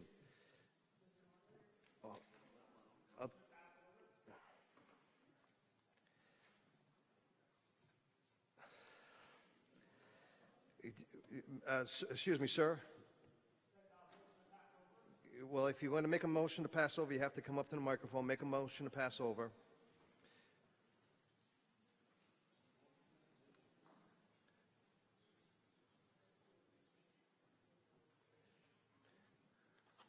Zach Trolley Wright, Precinct 1. Make a motion to pass over the article as written. Okay. Motion's been made. Hold on, sir. Motion's been made and seconded to pass over Article 16. In this situation, since the main motion's already been made, this is a subsidiary motion, which is to postpone indefinitely. It is debatable. Does any vote of it care to be heard? Can you please give your reasons why you want to pass over the article? I think it's a contentious issue, and I think it involves more time. Okay, thank you. Any other vote care to be heard on the motion to pass over the article? Mr. Visconti.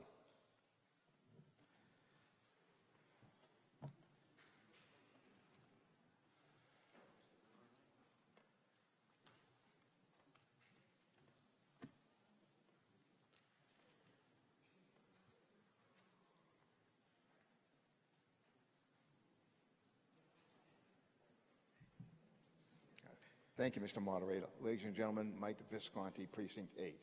Obviously, there's a lot of differences of opinion as to what should be included and not included in the town park renovation. But I also, as one of the previous speakers said, heard when I attended the first public forum, if you will, that there would be at least one more, maybe two, to receive public input, where most of the questions that are arising tonight would have been worked out to hopefully everybody's agreement. In any case, I think we should pass over this article until we can schedule additional input forums with the Parks Department and the appropriate parties where we can work out some of these differences before this comes to vote. Thank you. Thank you, Mr. Visconti. Any other vote care to be heard? Mr. Levine.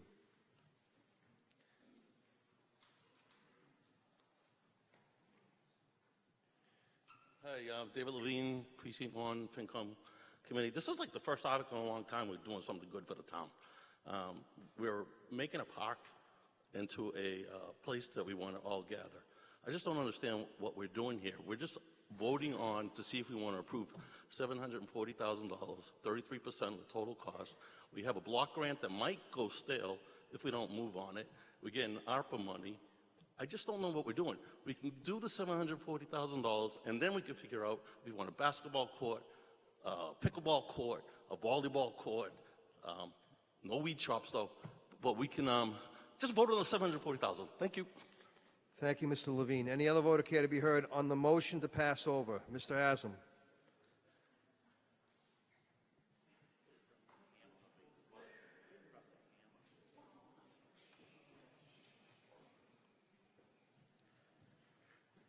Mr. Moderator, town meeting members, Mr. Levine is correct. There are time constraints of the $1.9 million that we have in grant money. So if the decision isn't made, we do risk losing those funds. Thank you. Thank you, Mr. Haslam. Any other vote care to be heard? Dr. Heller.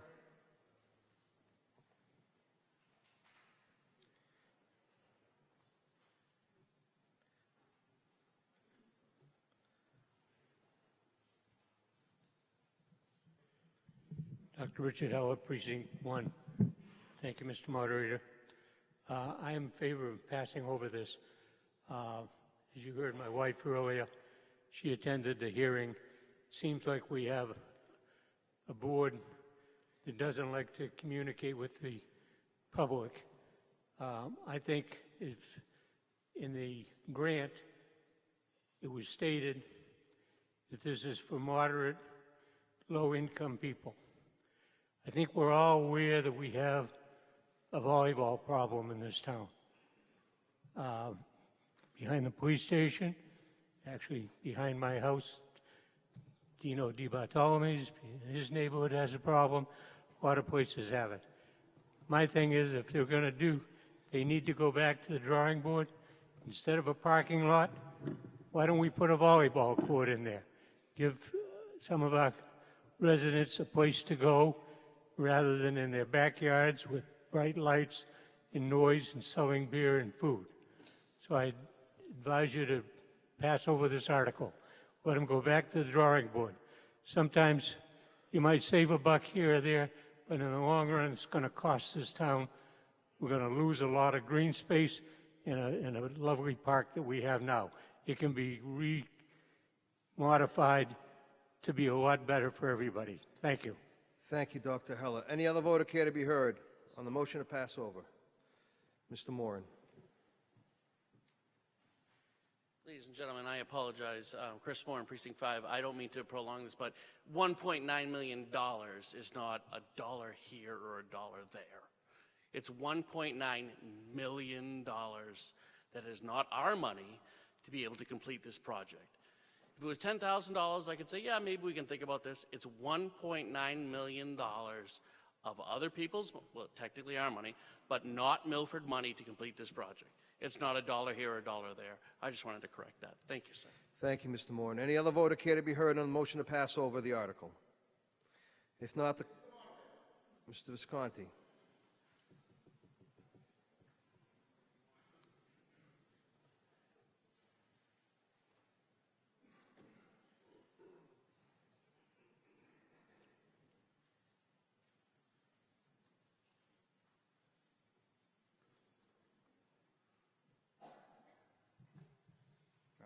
Thank you, Mr. Moderator. Ladies and gentlemen, Mike Visconti, Precinct 8. Through you, Mr. Moderator, I would like to ask the sponsor of this article, seeing that we've heard on at least a couple of occasions talk about the expiration of the grant, can the sponsor of the article tell us what is the expiration date of the grant? And that would help us decide whether we want to pass over this article or not. Thank you. Thank you, Mr. Visconti.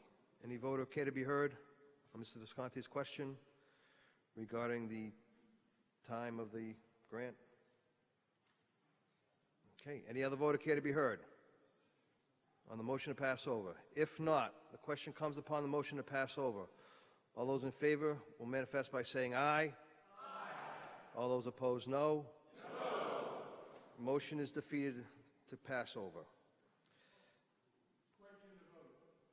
Mr. Heller doubts the vote. We need 7 other people to doubt the vote in order to have a standing vote. All those who doubt the vote, please rise until counted. Dr. Heller has doubted the vote. If there are 7 other town meeting members who doubt the vote, a total of 7, then we'll have a standing vote. I have, okay, hold on. Dr. Heller. Mrs. Heller, Mr. Trolby Wright. Who is the person? Is that Mrs. Rasmussen?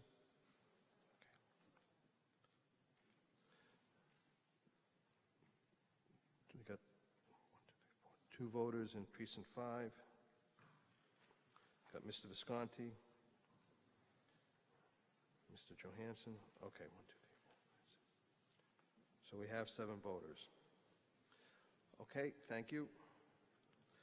All those in favor of the motion to pass over will rise and remain standing until counted by the monitors. All those in favor of passing over the article, please rise and remain standing until counted by the monitors.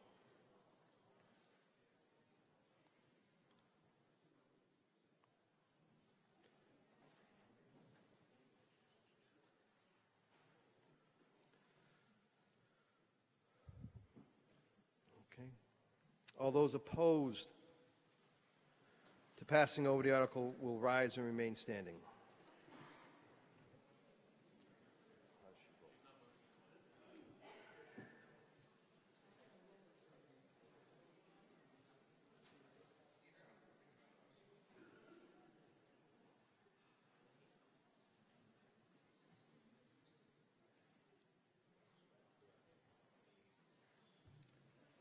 Okay.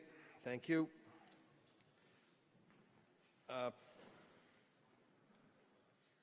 Precinct 1. Precinct 1, 6 in favor, 4 opposed. Precinct 2. Precinct 2, 0 in favor, 13 opposed. Precinct 3. Precinct 2, 2 in favor, 6 opposed. Precinct 4. Precinct 4, 6 in favor, 3 opposed. Precinct 5. Precinct 5, 6 in favor, 7 opposed. Precinct 6. Precinct 6, 0 in favor, 8 opposed. Precinct 7. Precinct 7, 4 in favor, 11 opposed. Precinct 8. Precinct 8, 8 in favor. How many opposed? 7, thank you. At large?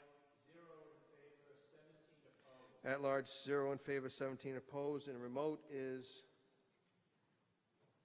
no vote. Okay.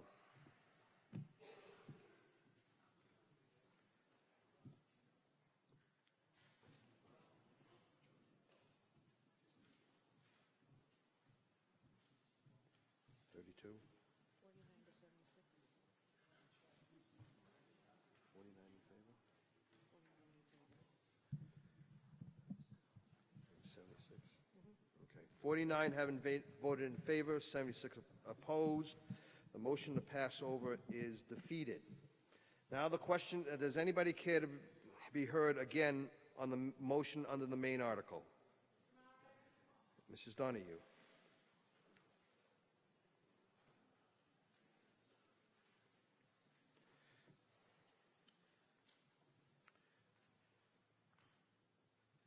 Just a question for either Mr. Arcudi, I guess through you. If we were to vote to approve the spending of the money, are we locked then? Are we bound by the plan that you have presented, or will there be additional public hearings with opportunities for community input on the plan before it's gone out to bid? Thank you, Mrs. Donahue. Any other voter care to be heard? Mr. Arcudi? Mr. Asam?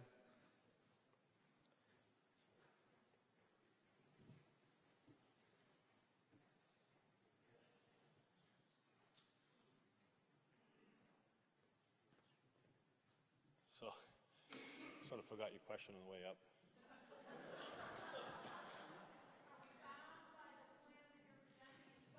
Oh, right. So there are more public hearings, but it's when the project is underway. But there can be adjustments to the existing plan, but it needs to go through the grant awarders first. So, for instance, if something were going to change, we would have to contact them to be able to change it because of the grant plans. Part of the grant plans was to have this plan in front of them. So it's like ready to go. So that is, I guess, the way to answer that question. But yes, and this has to go, this project will still go through for parking concerns and things like that. This all still needs to go through the planning board. Okay, so if there's concerns about cars coming in and out of Walnut Street, the planning board's going to let us know. There's concerns here. What do we need to do to make it so it's not a concern? Whether it's in, outs, and whatever, signage, whatever it may be. But this all has to go through that process, just as all our projects would, moving forward. We still have to follow going through all the different committees within the town. Thank you. Okay, thank you, Mr. Asam. Does any other voter care to be heard? Mrs. Bontempo. Excuse me, is this to amend for pickle?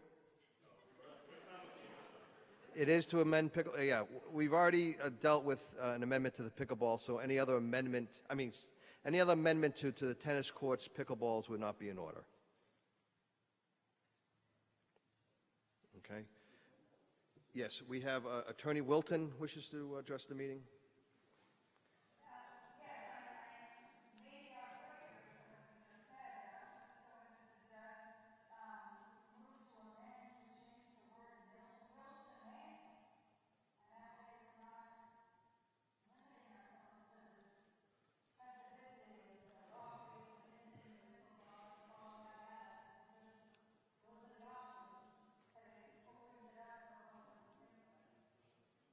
Well, the problem is if we have an amendment, it has to be in writing. and it's an issue now that somebody is remote. I will have to take the word of the Parks Commission that they will have additional, hearings, that there will be, et cetera. So I'm going to rule that the motion to amend not in order. Does any other voter care to be heard on the main motion? Motion's been made and seconded to move the question, which is an attempt to shut off debate. It is not debatable and requires a 2/3 vote. All those in favor of moving the previous question will rise and remain standing until counted by the monitors.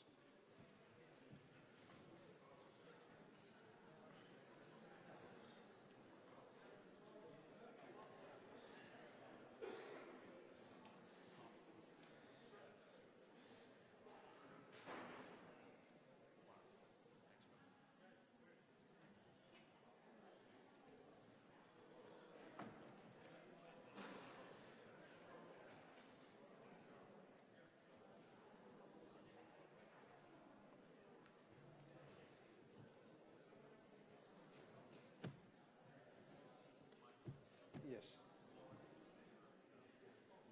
Okay, thank you. All those opposed to moving the previous question will rise, and all those opposed to moving the previous question will rise and remain standing until counted by the monitors.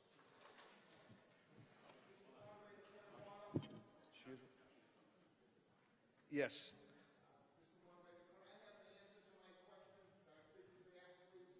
Evidently, they didn't have an answer for you, Mr. Mr. Visconti. We're beyond that. Okay, we're in voting. We can't be interrupted during the voting process. So again, have we gotten the figures for those opposed? The monitors, yes. Okay. Precinct 1. Precinct 1, 4 and 7. 4 in favor, 7 opposed to moving the previous question. Precinct 2. Precinct 2, 13 in favor, 0 opposed. Precinct 3. Precinct 3, 3 in favor, 3 opposed. Precinct 4.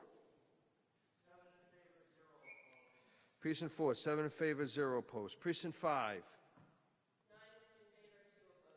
Precinct 5, 9 in favor, 2 opposed. Precinct 6. Precinct 6, 7 in favor, 1 opposed. Precinct 7. Precinct 7, 10 in favor, 3 opposed. Precinct 8. Precinct 8, 4 in favor. How many opposed, please? 12 opposed. At large.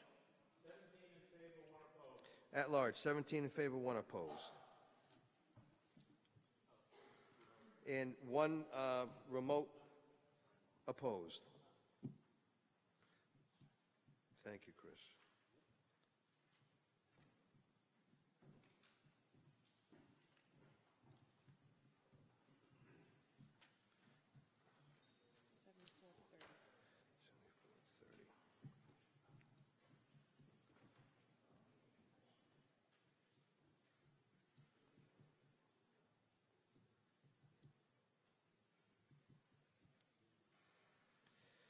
$74 having voted in favor, 30 opposed. The necessary 2/3 has been met, and the motion to move the previous question has passed. So, all those in favor that the town vote to transfer the sum of $740,000 from the excess and deficiency account, said sum to be utilized for renovation of both Town Park and the Pearl Street Court area, which renovations and improvements will include new walkways, fencing, lighting, outdoor fitness court, tennis, pickleball courts, basketball, street hockey courts, new bathrooms, and other upgrades to those parks, will manifest by saying aye. Aye. All those opposed, no. Motion is carried. Article 18. Excuse me, 17. Yes, Mr. Leoch. Thank you.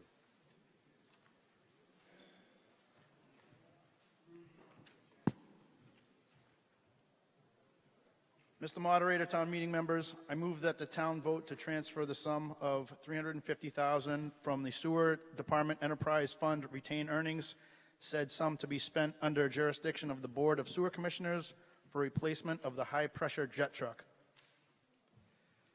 Motion's been made and seconded. Does the Finance Committee have a recommendation? Favorable. Finance Committee recommendation is favorable. Any vote care to be heard? Mr. Moderator? Mr. Leoch. I apologize. I'm Rudy Leoch III, Precinct 6, Chairman for the Board of Sewer Commissioners.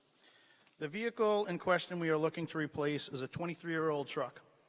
This truck is utilized for sewer line maintenance as well as emergency callouts when we have sewer backups in the system.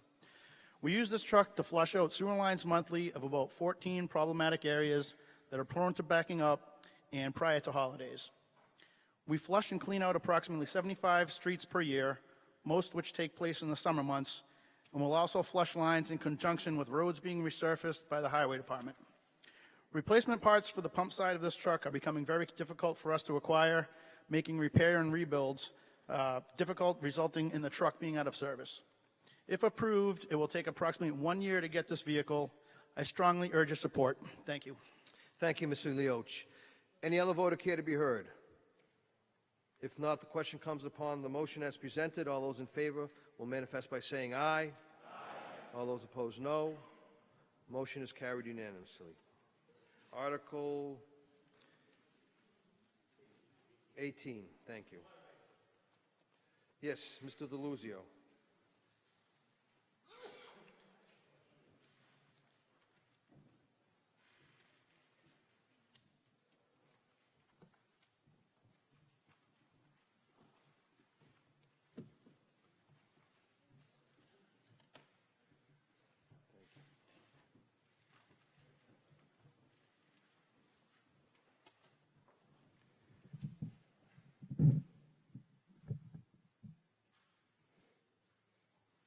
Mr. DeLuzio, go ahead. Reno DeLuzio, Precinct 7, Town Meeting Study and Improvement Committee Chairman.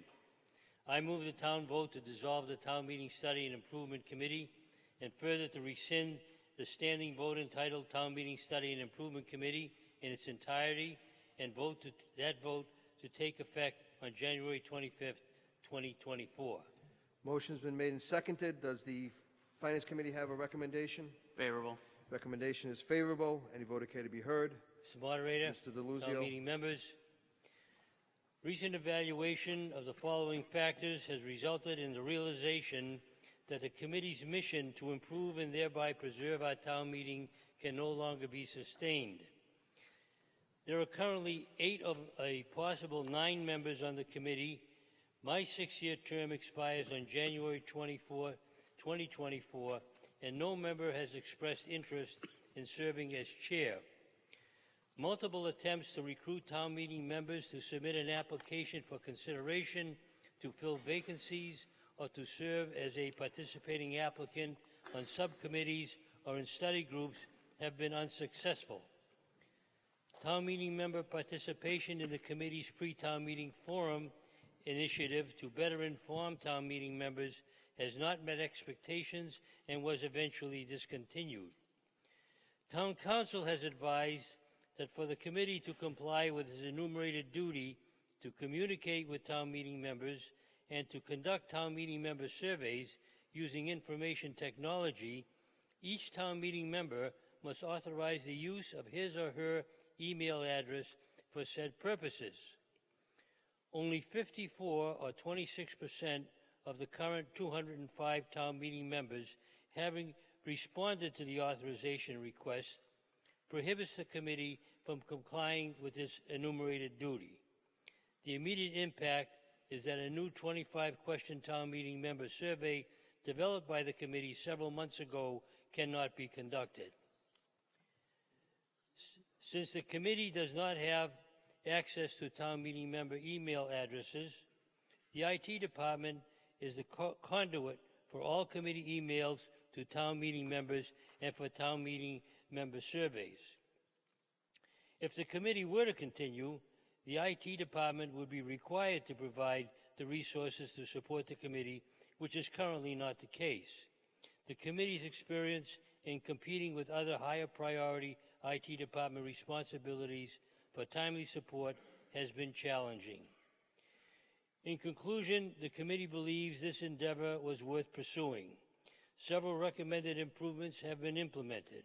However, it revealed that the enumerated duties stretched the capabilities of the committee and were much more challenging and time-consuming than anticipated. In addition, town meeting members' poor response to a simple email authorization request, to respond to repeated requests to submit an application to serve, and virtually no town meeting member attendance at committee meetings over these past 5.5 years are clear indicators that there is little desire on the part of town meeting members that the committee continue. Finally, I want to express my appreciation and thanks to all the town meeting members who have served on the committee over the past 5.5 years, especially Dr. Richard Heller, Michelangelo Bontempo, Charles Clark Sr., Michael Visconti Jr., and Jose Moraes, who were all appointed when the committee was established in 2018 and remain on the committee to this day, except for Mr. Bontempo, who relinquished his seat when elected town moderator. Also, special thanks go to the town administrator, all town departments, boards, committees, and commissions for their support. I therefore disappointedly recommend you vote favorably on this motion.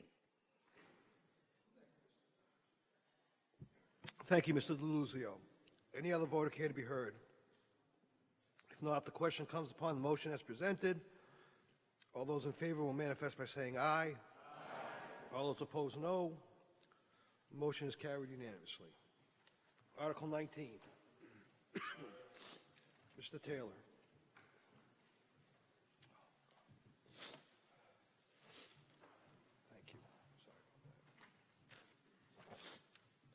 Thank you, Mr. Moderator, town meeting members, Zachary Taylor, Finance Director, at-large member. I move that the town vote to transfer the sum of $10,600 from the excess and deficiency account, said sum to be utilized to pay an unpaid bill from a prior fiscal year. Motion's been made and seconded. Does the Finance Committee have a recommendation? Favorable. Recommendation is favorable from the Finance Committee. Any voter care to be heard? Mr. Moderator. Mr. Taylor. This is very simple, a little embarrassing, but simple. So we had a bill that came in after the close of the fiscal year, after the last cleanup warrant, and it happened to miss the encumbrance process. It was for audio services at the last town meeting. The vendor is in the room today. They did perform the services. I urge that we square up with this bill. Urge your support. Thank you. Thank you, Mr. Taylor. Any voter care to be heard? If not, the question comes upon the motion as presented. I remind the voters that pursuant to Mass General Laws, Chapter 44, Section 64, payment of an unpaid bill from a prior fiscal year requires a 9/10 vote at a special meeting. Since no one has spoken in opposition, I will take a voice vote. If that's not unanimous, we'll have to take a standing vote. So, and poll the individual precincts. So all those in favor will manifest by saying aye. Aye. All those opposed, no. Motion is carried unanimously. Thank you. Article 20. Mr. Calagione.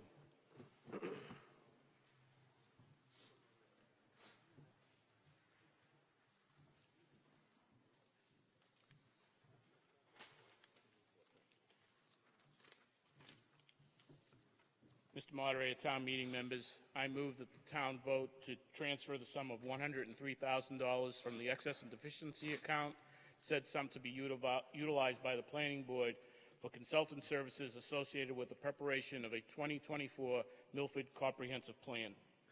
Motion's been made and seconded. Does the Finance Committee have a recommendation? Favorable. Finance Committee recommendation is favorable. Does the Planning Board have a report?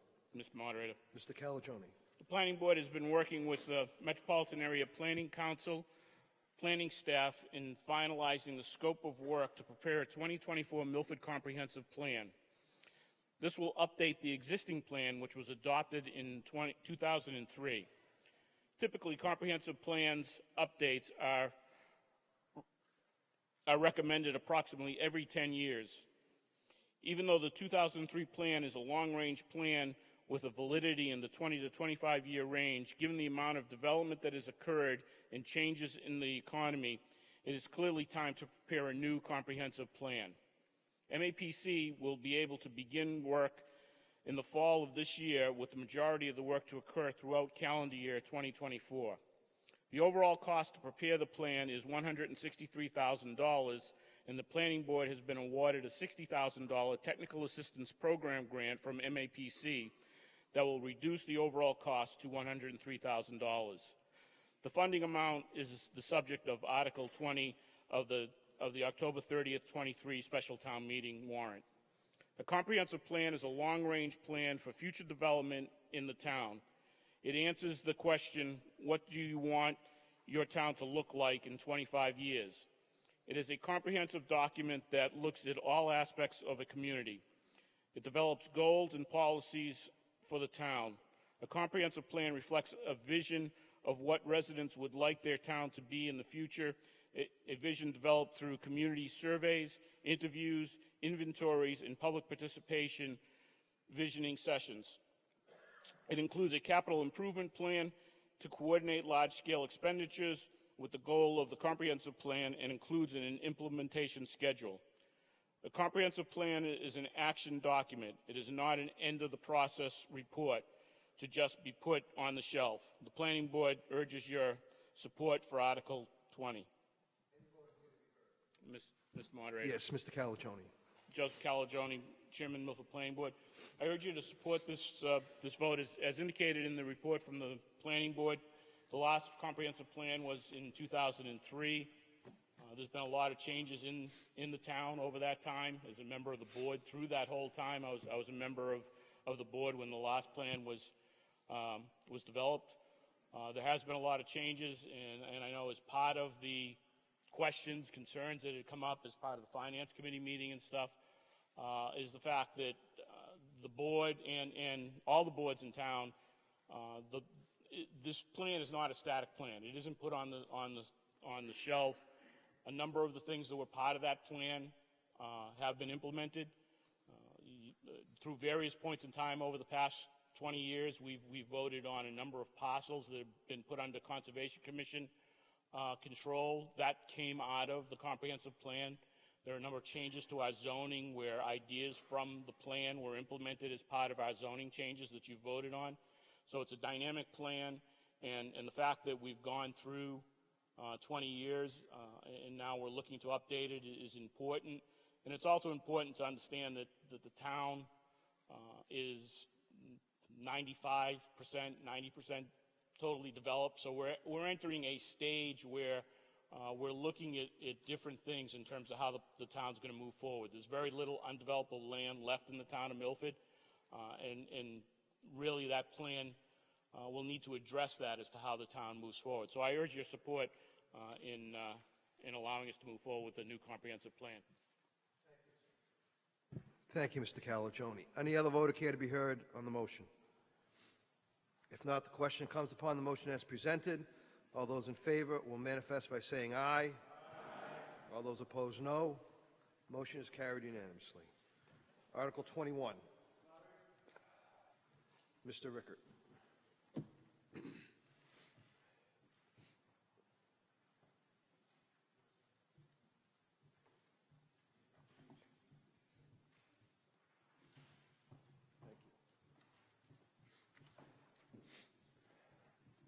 Good evening. My name is Brandon Rickert, Precinct 6, Chair of the Milford Youth Commission. I move that the town vote to transfer the sum of $70,000 from the excess and deficiency account, said sum to be utilized for the purchase of a 12 to 15 passenger van for the use of the Milford Youth Commission.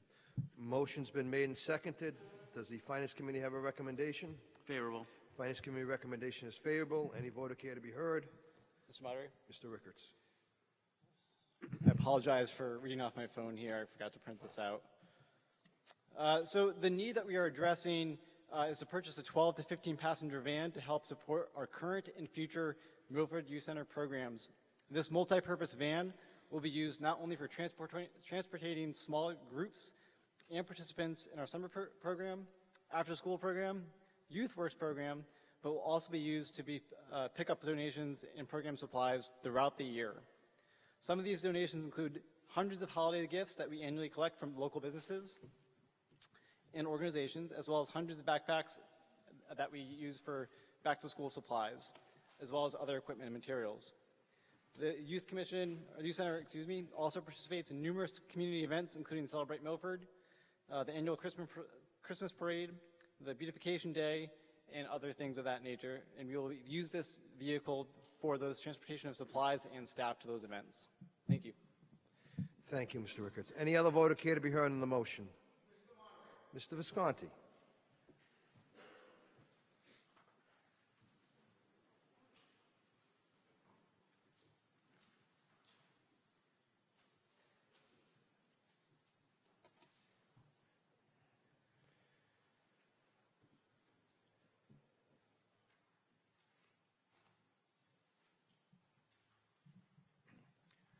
Thank you, Mr. Moderator. Ladies and gentlemen, Mike Visconti, Precinct 8. Through you, Mr. Moderator, a question for the sponsor. Is there currently a person at the youth center that is licensed and authorized to transport groups of students?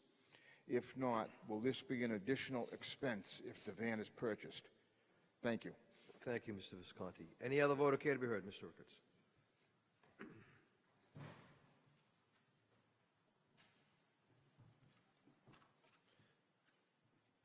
Yeah, that's a good question. Actually, if anyone in this room has a license, they can operate the vehicle that we are proposing. And just to clarify, it's not students, it is just simply a youth program. So there is a difference there.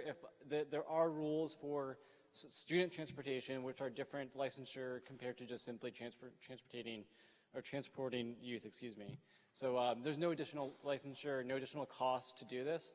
And if there were to be any ways, the youth center does have the funds to mitigate those costs. So things like yearly maintenance are coming out of our budget, not the town budget, things of that nature.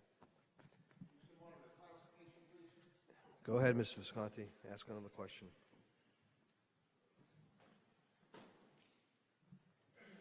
So is the sponsor saying that there is no special license required to transport students in a van? For example, a school bus driver or that type of thing? Or is the previous speaker saying that anybody at the youth center can transport 12 to 15 students in this van? And how does that affect the town's liability and insurance? If I could have an answer to that question, I would appreciate it, and I think the town meeting members would appreciate it before they vote. Thank you. Thank you, Mr. Visconti. Any voter care to be heard? Mr. Rickards. Well, two questions to address there. The first, the sole purpose of the vehicle is not for transportation of students, so it doesn't fall under the law for special differentiations. The other part is we would have to utilize staff personal vehicles to transport kids, which would obviously be inappropriate for staff to have to use their cars for that. So we are actually mitigating risk for the town. Additionally, we've gone over risk assessments with the town council and other departments of the town to make sure that we have enough liability funding internally, because we fund ourselves. So those have been addressed throughout this as well. So the finance department did a good job. Finance committee did a good job of asking these questions, and those were addressed during that meeting. Thank you. Any other voter care to be heard? Mr. Visconti.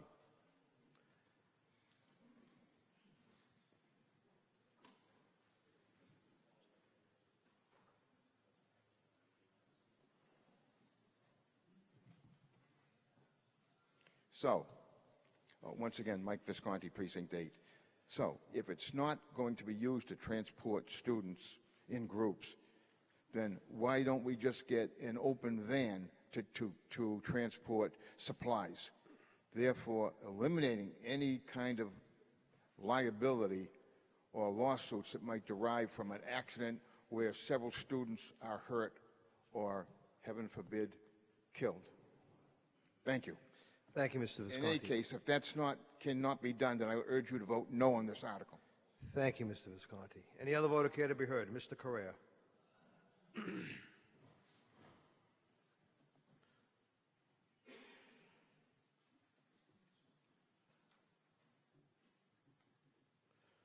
I'm not hearing that our children will not be transported. I'm hearing that that's not the main and sole reason to have this van. I am more worried, and I brought it up during the hearings before we came here, that they're improvising. They're having staff members use their own personal cars to transport other children around. That worries me more than having a fixed 15-passenger van with rules and having kids in it. Yes, there's liability. There's liability no matter what we do. But my heart tells me there's less risk in having a van with rules versus just saying, hey, Joe, hey, Sally, drive over here or drive over there. And if you think it isn't happening, you're not being realistic. I urge you to vote for this van, as much as it hurts. Thank you, Mr. Correa. Any other voter care to be heard? If not, the question comes upon the motion as presented. All those in favor will manifest by saying aye. Aye. All those opposed, no. No. Motion is carried. Article 22. Where's...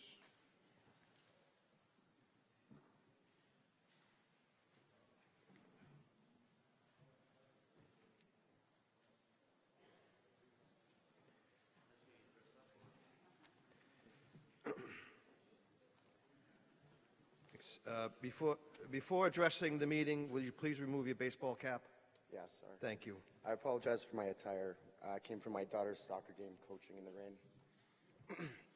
Mr. Moderator, town meeting members, Stephen Borges, Precinct 8, Board of Assessors. I move that the town vote to transfer the sum of $40,000 from the excess and deficiency account, said sum to be utilized by the Board of Assessors for the purpose of purchasing a vehicle for property inspections. Motion's been made and seconded. Does the Finance Committee have a recommendation? Favorable. Finance Committee recommendation is favorable. Any voter care to be heard? Mr. Borges. Town meeting members, the property inspections conducted by our property inspections are conducted by our data lister. The data lister is out daily, conducting inspections year-round in all weather conditions, approximately 2,000 inspections a year.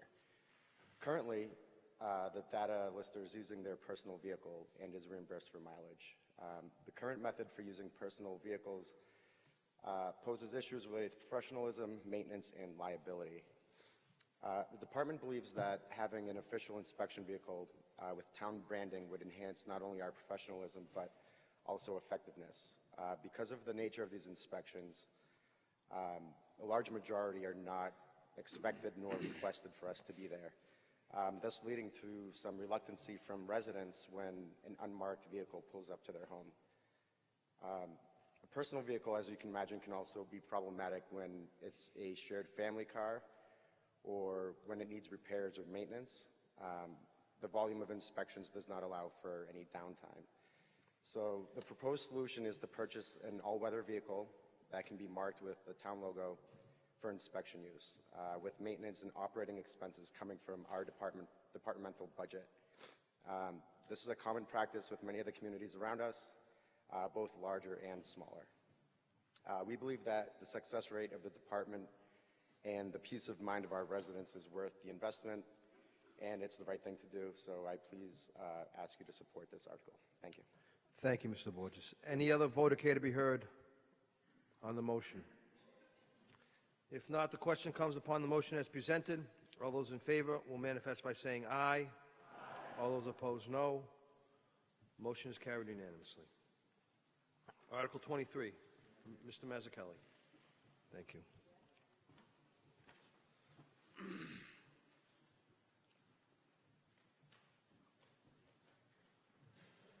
Good evening, town meeting members, Finance Committee members, Madam Clerks. Article 23, Paul Mazzucchelli, Select Board. Article 23, I move that the town vote to transfer the sum of $82,000 from excess and deficiency accounts, said sum to be utilized to supply and install carpet tiles at the Milford Police Station.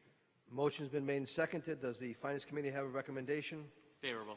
Finance Committee recommendation is favorable. Any voter care to be heard? Yes, Mr. Moderator. Mr. Mazzucchelli. This article seeks the sum of $82,000 to supply and install carpet tiles at the police station. The carpet flooring at the police station is old and worn and needs to be replaced. The work will include supplying and installing medium-grade commercial carpet tiles with a 1/8-inch vinyl cover base. I urge you to support this article. Thank you very much. Thank you, Mr. Mazzucchelli. Any other voter care to be heard? If not, the question comes upon the motion as presented. All those in favor will manifest by saying aye. All those opposed, no. Motion is carried unanimously. Article 24. Mr. Walsh Moderator. or Attorney O'Loughlin?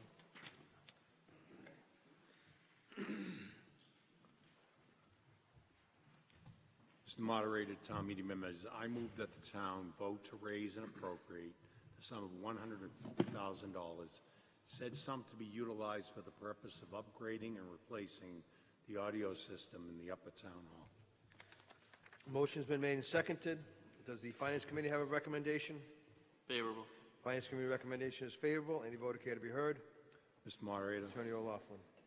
Town meeting members, Mr. Moderator, the system that's presently here was already summed up by Mr. Correa when he indicated that because there wasn't proper ventilation and the heat that is in this room during the summer burned out the components of the existing system. The new system will have its own cabinet with environmental controls, which will make sure that the coolant's there, et cetera, so that the items aren't damaged by heat or humidity. The cabinet will be locked. The only people that have access to it are staff from IT and then the facilities staff. Total cost of the project is $175,000. The town received $25,000 earmark from Senator Becca Rausch. I urge your support of this article. Thank you, Attorney O'Loughlin. Any other voter care to be heard? If not, the question comes upon the motion as presented. All those in favor will manifest by saying aye. Aye. All those opposed, no. Motion is carried unanimously. Article 25. Mr. Pillow.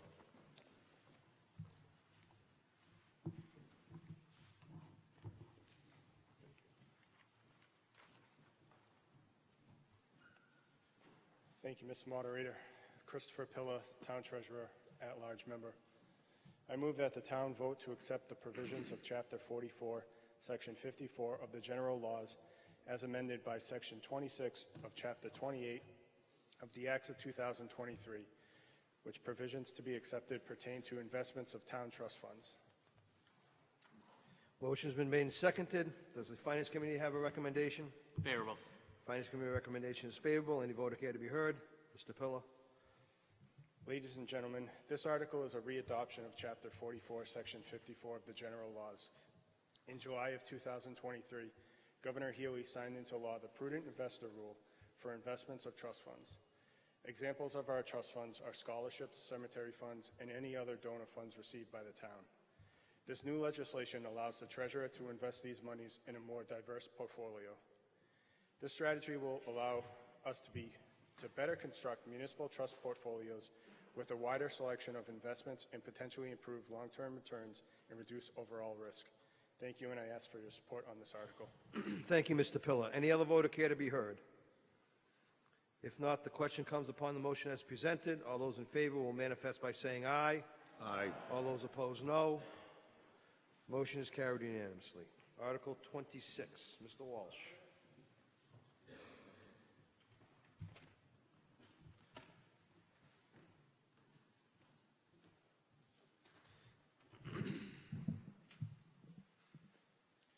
Mr. Moderator, town meeting members, I move that the town vote to raise and appropriate the sum of $574,687.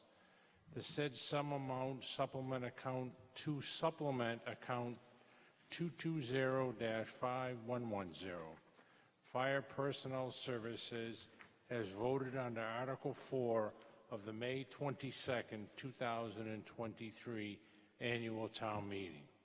Said sum being necessary to fund the cost of items in a collective bargaining agreement between the town of Milford and the Milford Permanent Firefighters Association Local 2140.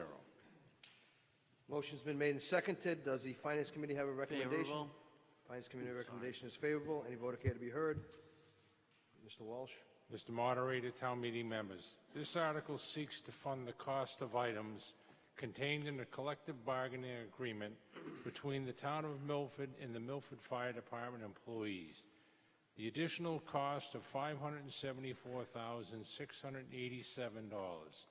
This amount will supplement salaries and wages retroactive to July 1st, 2022.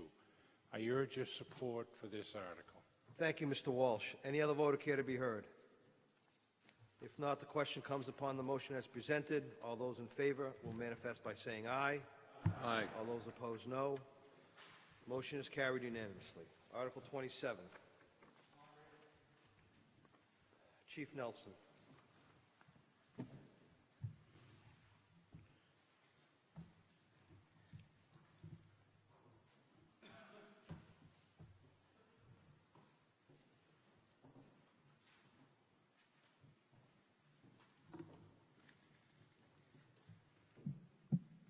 Mr. Moderator, town meeting members, Mark Nelson, Precinct 7, and Fire Chief.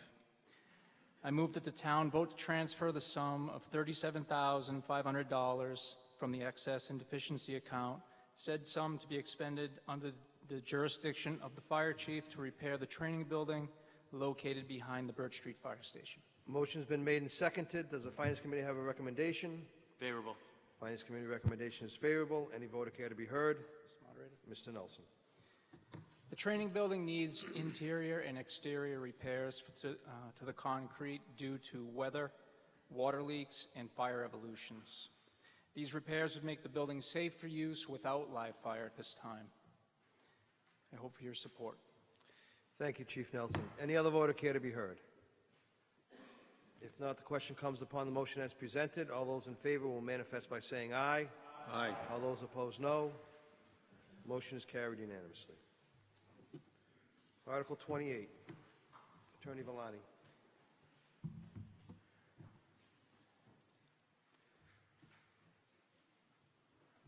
Thank you.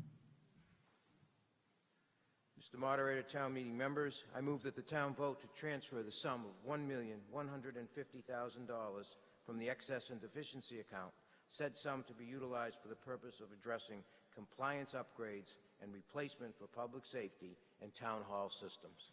Motion's been made and seconded. Does the Finance Committee have a recommendation? Favorable. Finance Committee recommendation is favorable. Any voter care to be heard? Chief Tassino.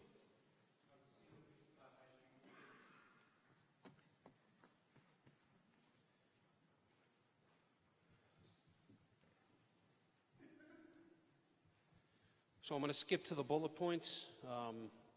This is a mandate. This is not something we can do without.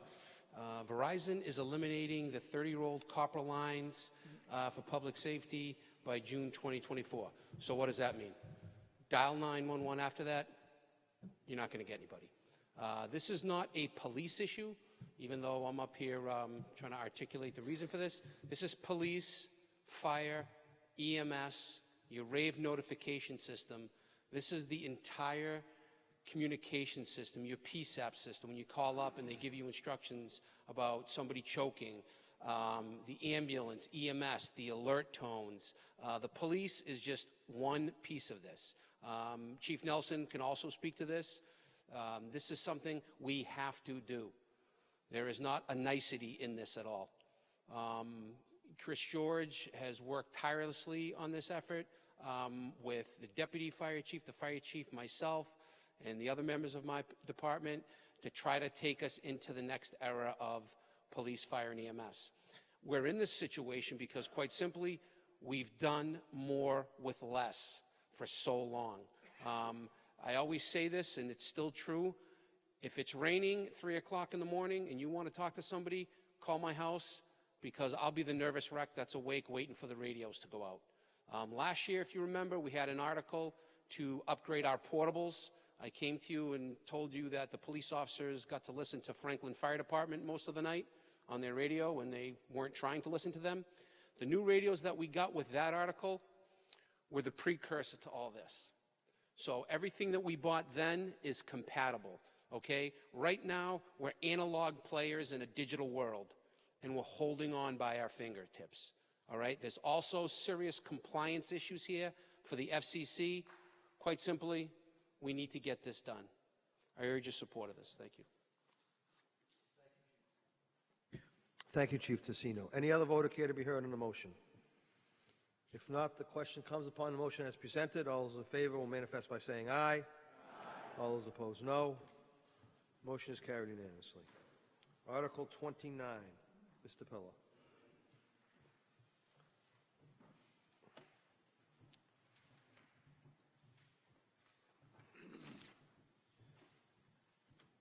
Thank you, Mr. Moderator. Christopher Pillar, Town Treasurer, at-large member. Excuse me. I move that the town vote to rescind $2 million of authorized and unissued bonds for the Field Pond Sewer Project. Motion has been made and seconded. Does the Finance Committee have a recommendation? Favorable. Finance Committee recommendation is favorable. Any voter care to be heard? Mr. Pillar. Ladies and gentlemen, at the May 2023 annual town meeting, we voted to withdraw $2 million from the sewer stabilization to help offset the cost of this project. Therefore, we can now rescind $2 million of the authorized but unissued bonds. I urge your support on this article. Thank you. Thank you, Mr. Pillar. Any other voter care to be heard? If not, the question comes upon the motion. All those in favor will manifest by saying aye. Aye. All those opposed, no. Motion is carried unanimously. Article 30. Chief Nelson.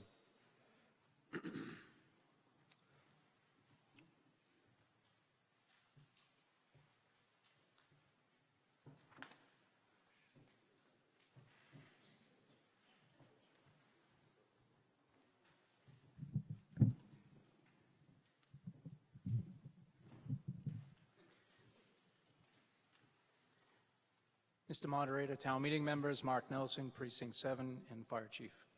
I move that the town vote to transfer the sum of $45,000 from the excess and deficiency account, said sum to be spent under the jurisdiction of the Fire Chief to replace all exterior and interior lighting at the Birch Street Fire Station. Motion has been made and seconded. Does the Finance Committee have a recommendation? Favorable. Finance Committee recommendation is favorable. Any voter care to be heard? Mr. Moderator. Mr. Nelson, Chief Nelson. The light fixtures inside and outside at the Birch Street Fire Station are over 30 years old. There is a program in place where we can basically front the money, the $45,000, and over time it would be recouped in energy savings. So we'd be changing all the fluorescent lighting to LED fixtures. Again, a savings in energy and better lighting at the fire station. Thank you, Chief Nelson. Any other voter care to be heard? If not, the question comes upon the motion as presented. All those in favor will manifest by saying aye. Aye. All those opposed, no. Motion is carried unanimously. Article 31. Mr. Wilson.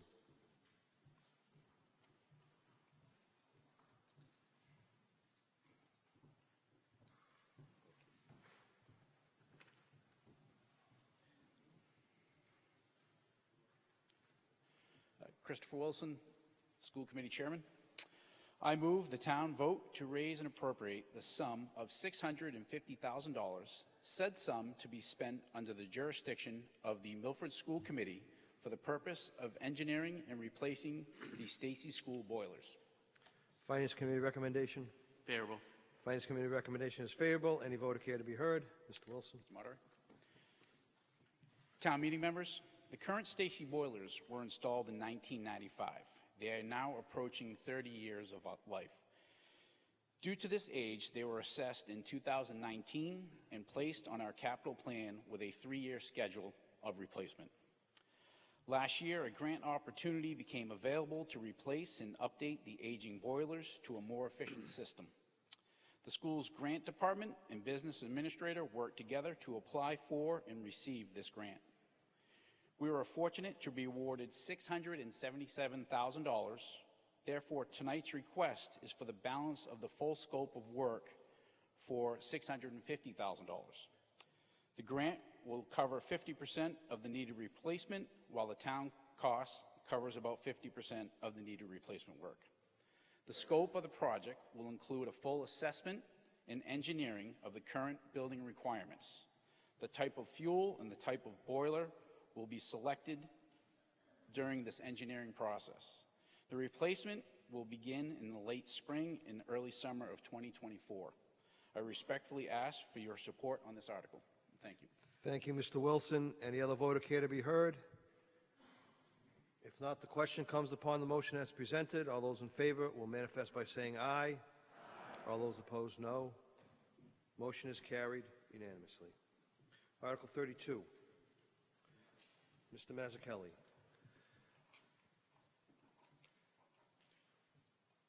Thank you. I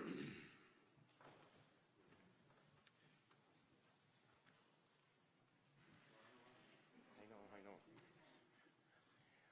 Paul Mazzucchelli, Select Board. Article 32. I move that the town vote to transfer the sum of $250,000 from the excess and deficiency account. Said sum to be added to revolving fund 2425 to be utilized to replenish the compensated absences fund. Motion has been made and seconded. Does the Finance Committee have a recommendation? Favorable. Finance Committee recommendation is favorable. Any voter care to be heard? Yes, Mr. Moderator. Mr. Mazzucchelli. Ladies and gentlemen, this article seeks a sum of $250,000 to replenish this fund, which is to be used to make any required payments under union contract for unused sick leave to our retiring police officers and firefighters. We will have a number of police and fire personnel retiring over the next 2 years, and the town needs to add to this fund in order to make our obligations to the retiring police and fire personnel. I urge your support for this article. Thank you. Thank you, Mr. Mazzucchelli. Any other voter care to be heard? If not, the question comes upon the motion as presented. All those in favor will manifest by saying aye. Aye. All those opposed, no. Motion is carried unanimously. Article 33. Chief Nelson.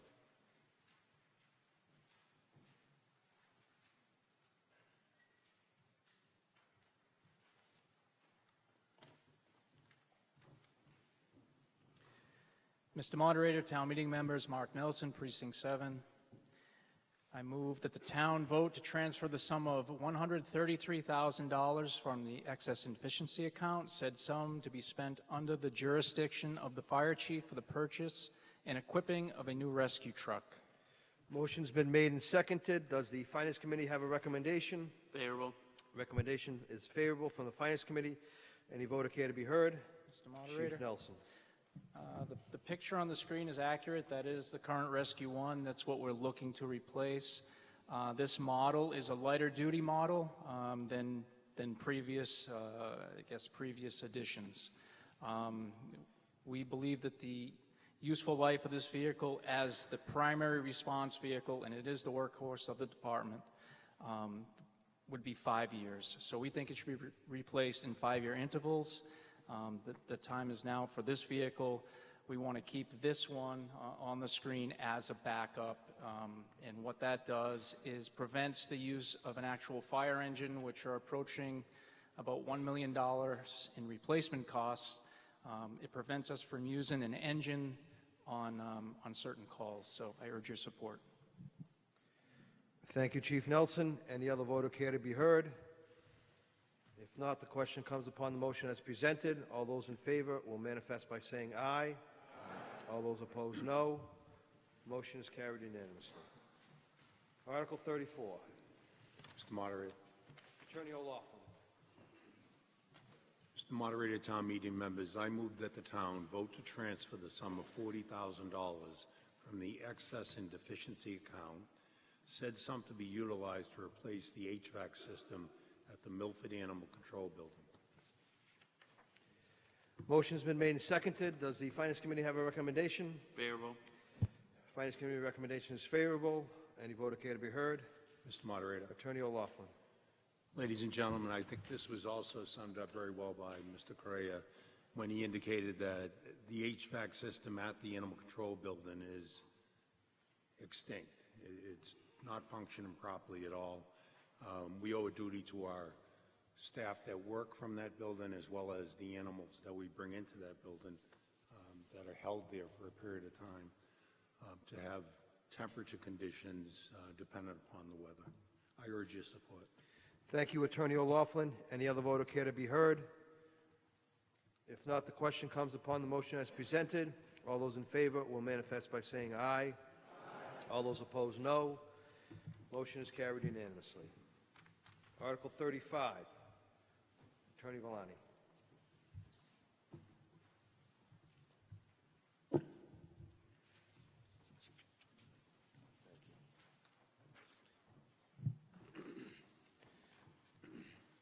Mr. Moderator, town meeting members, I move that the town vote to transfer the sum of $465,000 from the excess and deficiency account, said sum to be utilized to demolish or replace all 3 basement locker rooms in the Milford Police Station.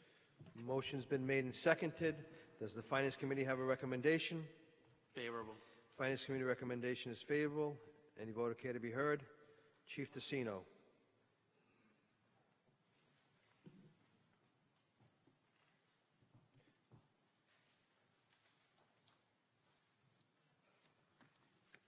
Ladies and gentlemen, Robbie Tassino, 55 High Street, also Chief of Police. When you talk about lockers, it seems kind of like an abstract thing, but the reason why we bring this forward is this was part of our capital planning.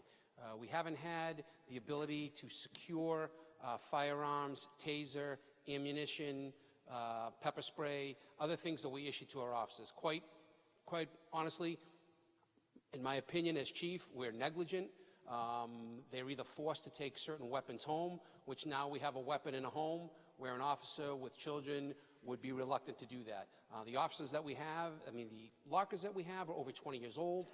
A lot of them don't close, they don't lock, and the law is very clear. It needs to be locked and secured.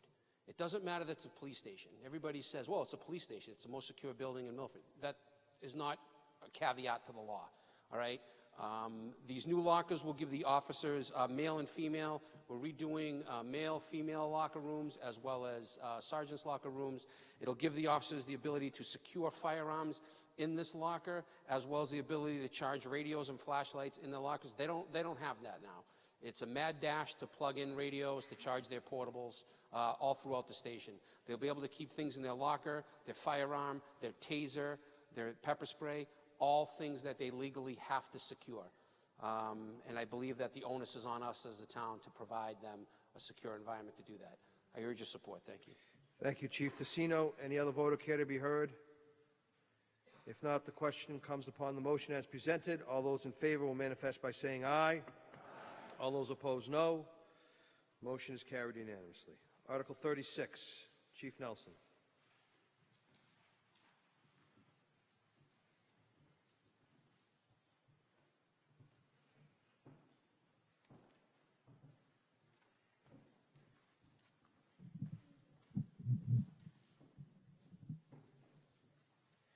Mr. Moderator, town meeting members, Mark Nelson, Precinct 7.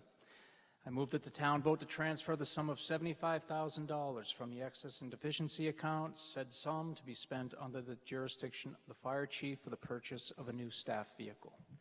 Motion has been made and seconded. Does the Finance Committee have a recommendation? Favorable. Finance Committee recommendation is favorable. Any voter care to be heard? Mr. Moderator? Chief Nelson. The staff vehicles are, at least the first staff vehicle, mine, is replaced every 4 years, and it's handed down to the deputy fire chief, the fire prevention officers, and also the training officer. So this vehicle is large enough to carry a variety of equipment and to be set up for incident command functions. I hope for your support. Thank you, Chief Nelson. Any other voter care to be heard? If not, the question comes before on the motion as presented. All those in favor will manifest by saying aye. All those opposed, no. Motion is carried unanimously. Article 37, Mr. Wilson.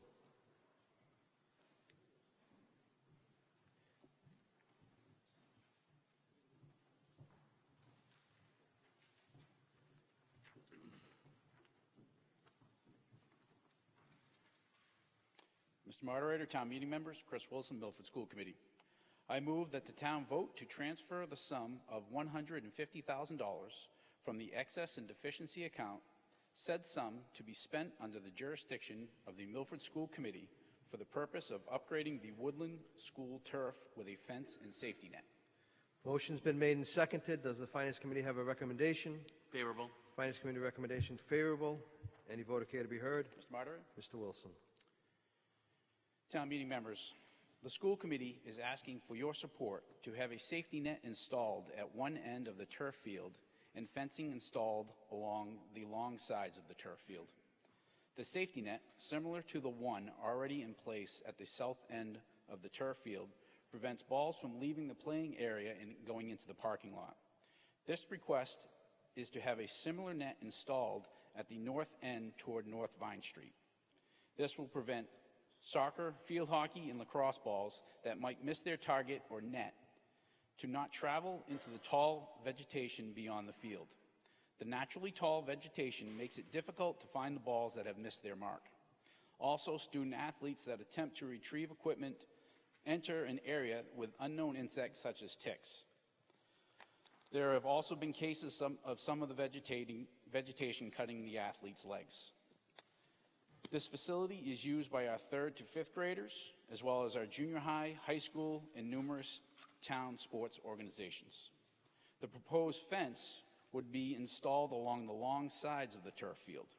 Currently, there is a path from North Vine to the Woodland parking lot that runs alongside the field. Unfortunately, on numerous occasions, bicycles are seen driving across the turf field from the path. A fence will prevent this from occurring and provide general protection to the field from both sides. I respectfully ask for your support on this article. Thank you. Thank you, Mr. Wilson. Any other voter care to be heard? If not, the question comes upon the motion as presented. All those in favor will manifest by saying aye. All those opposed, no. Motion is carried unanimously. Mr. Walsh.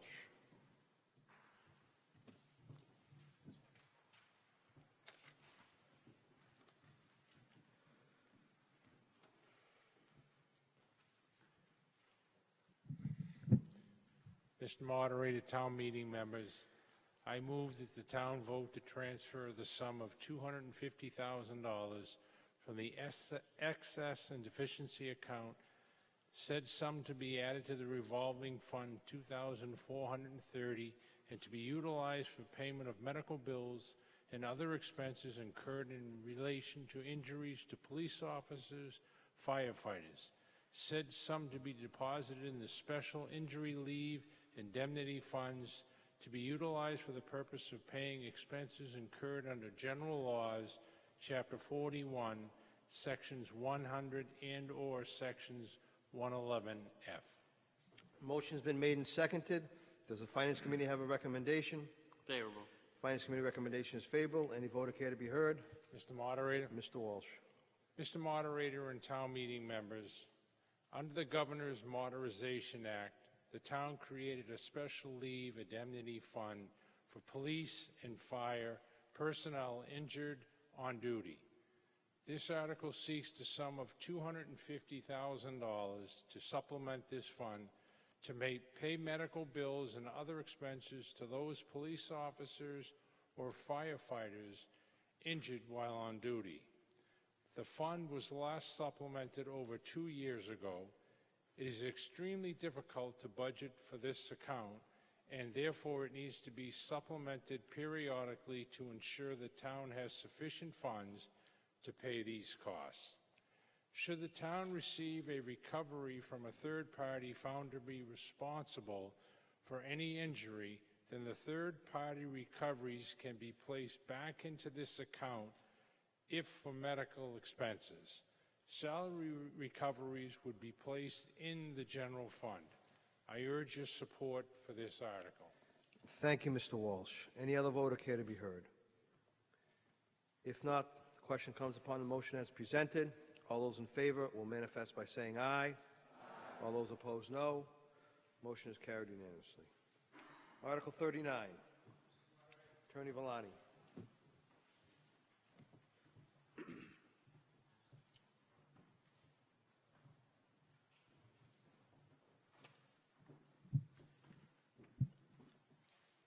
Mr. Moderator, town meeting members, I move that the town vote to raise and appropriate the sum of $500,000, said sum to be combined with funds appropriated under Article 7 of the October 24, 2022 special town meeting, to be expended in accordance with the Massachusetts State Subdivision for statewide opiate settlement funds. Further, that said funds to be used to supplement and strengthen resources available to communities and families for substance abuse disorder prevention, harm reduction, treatment, and recovery. Motion's been made and seconded. Does the Finance Committee have a recommendation? Favorable. Finance Committee recommendation is favorable. Any voter care to be heard? Chief Tassino.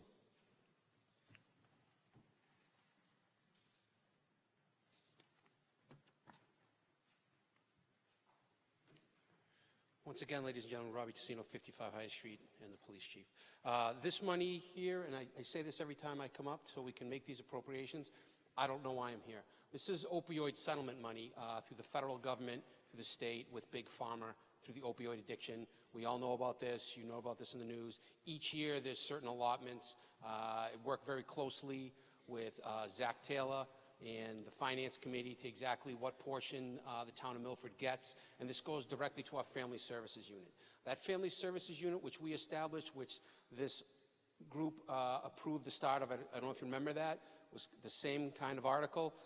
When I'm telling you they're saving lives and making a difference, that's an understatement. We work directly with the drug court, the Honorable Richard Hustis here in Milford. The success stories, I could go on all night long, and we're really becoming the model for the state of what we've done with the Family Services Unit.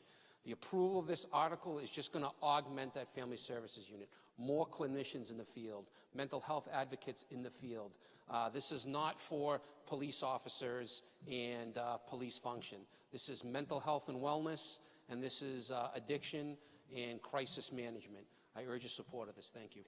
Thank you, Chief Tassino. Any other voter care to be heard? If not, the question comes upon the motion as presented. All those in favor will manifest by saying aye. Aye. All those opposed, no. Motion is carried unanimously. Article 40, Mr. Mazzucchelli. Thank you.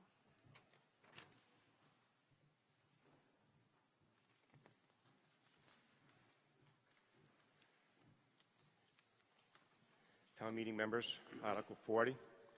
I move that the town vote to transfer the sum of $160,000 from the excess and deficiency account, said sum to be utilized for payment for the services of Labor Council representing the town, general government in labor negotiations and labor matters with all town government unions.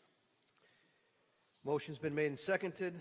Does the Finance Committee have a recommendation? Favorable. Finance Committee recommendation is favorable. Any voter care to be heard? Yes, Mr. Moderator. And Mr. Mazzucchelli. Ladies and gentlemen, this article seeks $160,000 to supplement the payment of Labor Council to represent the town in labor negotiations and labor matters with all town unions, with the exception of Teachers Union. The unions that will be included will be clerks, fire, police, dispatchers, library, sewer, highway, and parks, and Vernon Grove Cemetery. Labor Council will also represent the town in all stages of any grievances or in procedures filed by a union member. This fund needs to be supplemented because previously the town paid town council and an outside attorney separately to handle all union matters, and these duties were not within the job description of our town council. Retaining separate designated labor council will allow town council to be able to perform their numerous duties as outlined in their job description. This division of labor for providing legal services between labor councils and town council will ensure the town receives detailed, specialized, timely, and quality legal representation on all legal matters. I urge you to support this article, and thank you very much. Thank you, Mr. Mazzucchelli. Any other voter care to be heard? If not, the question comes upon the motion as presented. All those in favor will manifest by saying aye. Aye. All those opposed, no. Motion is carried unanimously. Article 41. Mr. Moderator. Attorney O'Laughlin. Mr. Moderator, town meeting members, I move that the town vote to transfer the sum of $220,000 from the excess and deficiency account, said sum to be utilized to supply and install carpet tiles to the common areas and offices of the Milford Town Hall. Motion's been made and seconded. Does the Finance Committee have a recommendation? Favorable. Finance Committee recommendation is favorable. Any voter care to be heard? Mr. Moderator. Attorney O'Loughlin. Ladies and gentlemen, this article seeks the sum of $220,000 to supply and install vinyl planks and rubber stair treads at the Town Hall. The carpet flooring at Town Hall is old and worn and needs to be replaced. It includes 16,160 square feet of common area, offices, and stairways. The work will include removing the existing flooring and supplying and installing the vinyl planks and stair treads. I urge your support for this article. Thank you, Attorney O'Loughlin. Any other voter care to be heard? If not, the question comes upon the motion as presented. All those in favor will manifest by saying aye. Aye. All those opposed, no. Motion is carried unanimously. Article 42. Attorney Moody.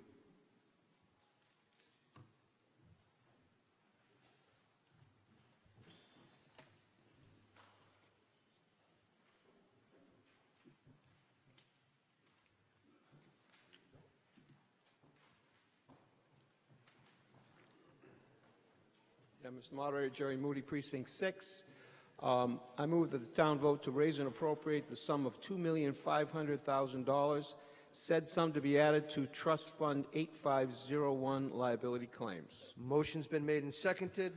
Does the Finance Committee have a recommendation? Favorable. Finance Committee recommendation is favorable. Any voter care to be heard? Yes, Mr. Moderator. Attorney Moody. Yeah, ladies and gentlemen, you may be all aware that many, many years ago, about 1990, we set up a self-insurance program which has come up before this body on several occasions over the years. And what that program simply was, it allowed us, instead of paying insurance companies' premiums, we were basically able to pay the premiums to ourselves, put that money in a couple of accounts, out of which we pay liability claims and out of which we take care of property damage. Again, we set this up in the late 80s. We funded it for the first time in 1990. The goal at that time of everybody, the Finance Committee, the selectmen, everybody that was involved, was to take that money we used to pay to insurance companies and put it into a fund, increasing it with cost of living every year. Started out that way, but if you were aware in the 90s, there was some very difficult financial times through the 90s. Cuts had to be made in budgets, and parties involved concluded that it was best to cut this budget as opposed to laying off police, fire, teachers, or whatever else. So everybody was involved, everybody was aware of it. We knew it was difficult. We all hoped that it would get returned to full funding because the goal was that it would become self-funding eventually. It should have been, if it had been funded fully from the beginning, there would probably be some $10 to $15 million in it, and we'd be working off the interest. But again, because of the difficult times through the 90s, it had to be cut, and we never really put it back to where it was.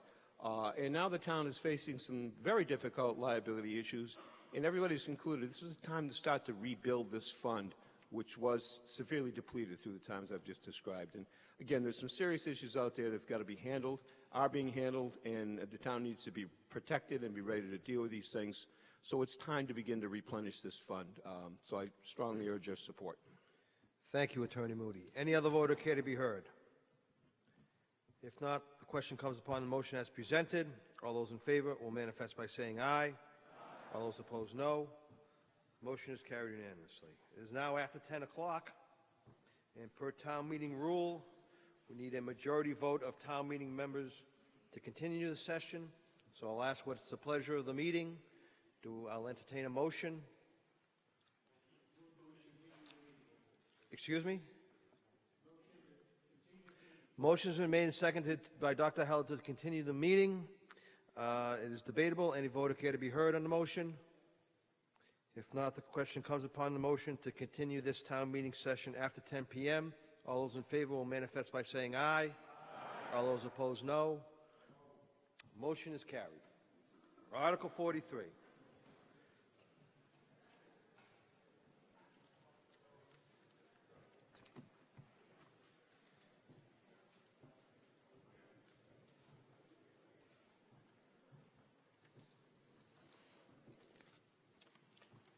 Mr. Moderator, town meeting members, Joe Calagione, Chairman, Milford Planning Board. I move that the town vote to amend the zoning bylaw and zoning map by rezoning the following parcels from IA Central Industrial A District and RA Central Residential District to BP Business Park District. Assessors map Mr. 47. Calagione, is the text of the amendments in the motion exactly the same as appears in the warrant? It is. Okay, they are the same. Does any member object to dispensing with the reading of the amendments to the zoning bylaw? Hearing no objections, the motion is made and seconded. Does the Finance Committee have a recommendation? Article 43. We refer to sponsor. Finance Committee recommendations refer to sponsor. Does the Planning Board have a report? I do. Mr. Calagione. Pursuant to Mass General Laws, Chapter 40A, Section 5, the Milford Planning Board on October 3rd, 2023, conducted a duly posted and noticed public hearing regarding the subject of Article 43, at which time the Planning Board voted unanimously to make a favorable recommendation to town meeting. Article 43 is the application of the Planning Board to amend the zoning bylaw and zoning map by rezoning 70 parcels consisting of a total of 85 plus or minus acres located south of Central Street, along and in the vicinity of Depot Street and of the Charles River, from IA Central Industrial A and IB Highway Industrial B districts to BP Business Park, RA General Residential, and RB Single Family Residential districts. Therefore, the Planning Board recommends Article 43 be adopted as printed in the warrant. Article 43, background information and narrative. The proposal would change the zoning of 70 parcels in the vicinity of the former Archer Rubber facility from IA Industrial to BP Business Park and RC Residential districts. Generally, the area covered is south of Central Street and exceeds southerly approximately 0.8 miles along the Charles River. The area is within the WR1 Water Resource Protection District due to its location over the aquifer and has been inappropriately zoned for a number of years. The 2003 Comprehensive Plan had recommended zoning changes in this area, and with the Archer building having been demolished, now is an appropriate time to consider rezoning this area. While the primary focus is for the application of the BP Business Park District in the Central Street area, approximately two-thirds of the overall rezoning would replace the existing IA Industrial District with the adjacent residential districts. Of the 85 plus or minus acres involved in the proposed rezoning, 2 parcels along the Charles River totaling 60 acres are actually town-owned and included with the Godfrey Brook well fields. The Planning Board urges your approval of Article 43. Any voter care to be heard? Do you want to? Yes, hold Mr. on, Moderator. Mr. Bisla. As indicated in the Planning Board report, this area, for those of you not familiar, encompasses the Archer Rubber site, but also encompasses a large area as you move south from Central Street towards the well fields. And again, approximately two-thirds of the site is actually town-owned property. So it tries to clean up some of the zoning and changes a bulk of the industrial zoning into a BP zone, which the Planning Board felt was more appropriate for what we would like to see down there, provides added opportunities for developers in that area to put in developments that we think may be possible in that area while taking into account the water resource districts, which are shown on the maps that we had, which encompass all of the industrial areas. So the sites are severely limited in what they can or can't do, and the thought process is the BP zone allows for development of those sites as a possibility while also taking into account the Godfrey Brook well fields that are part of the Milford Water Department. Thank you. Thank you, Mr. Calagione. Any other voter care to be heard? Mrs. Abisla.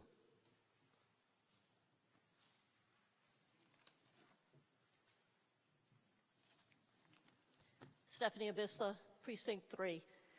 I live up on Central Street, and I'm like over the hill and down the way. One of the concerns I have, and it's a particular parcel, I don't have any disagreement with changing the zone designation from industrial. I don't think it should be industrial. I just have some concerns about going into the first piece where it's going Business Park District and the old Archer Rubber location. It's 5.5 acres. It's right across from the town barn.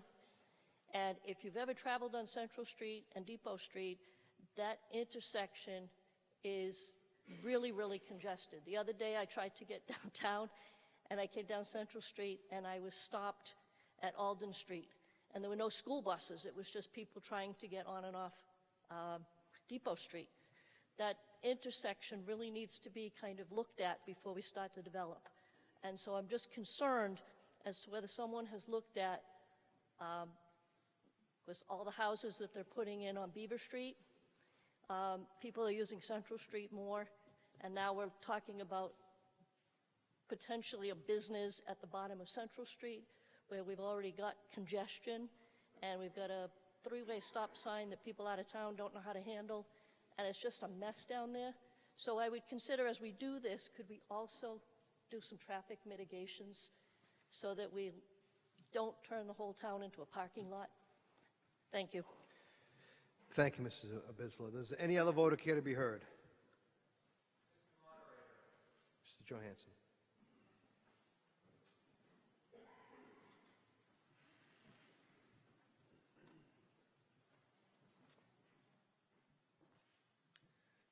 Andrew Johansson, Precinct 4. Mr. Moderator, I'd like to ask through you, I read through some of the planning board's report on this, and from what I could best tell, around 60 acres of this property is town-owned, and there's like a total of 85 acres in question. My question through you, Mr. Moderator, about that other 25 acres, I'm assuming the rest of it we're getting into private property. And the question I'd ask through you, Mr. Moderator, is this. Do these proposed changes have the consent of the current owners of the amount of private property that would be in question in this article? Thank you. Thank you. Does any other voter care to be heard? Mr. Calagione.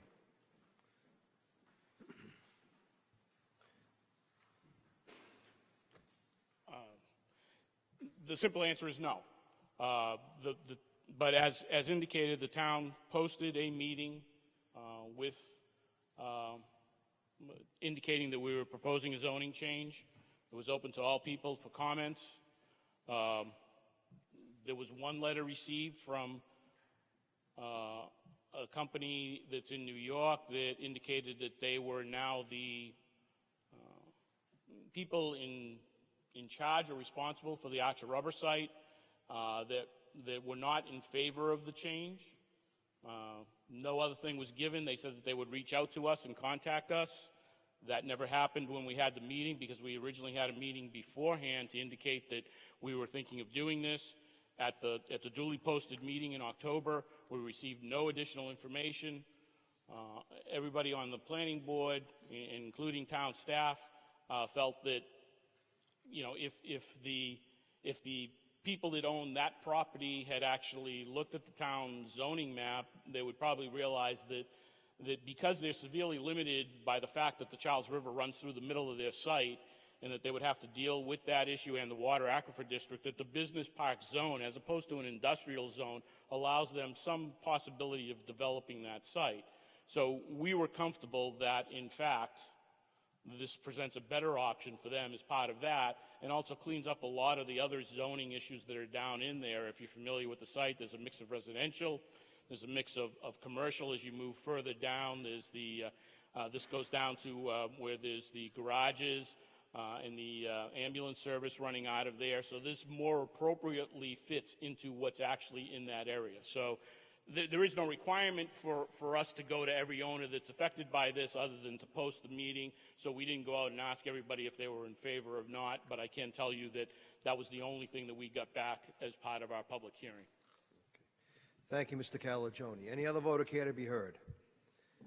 If not, Mr. Trolby-Wright, do you have a question? Again, if you want to be recognized, please stand and say, Mr. Moderator. Thank you.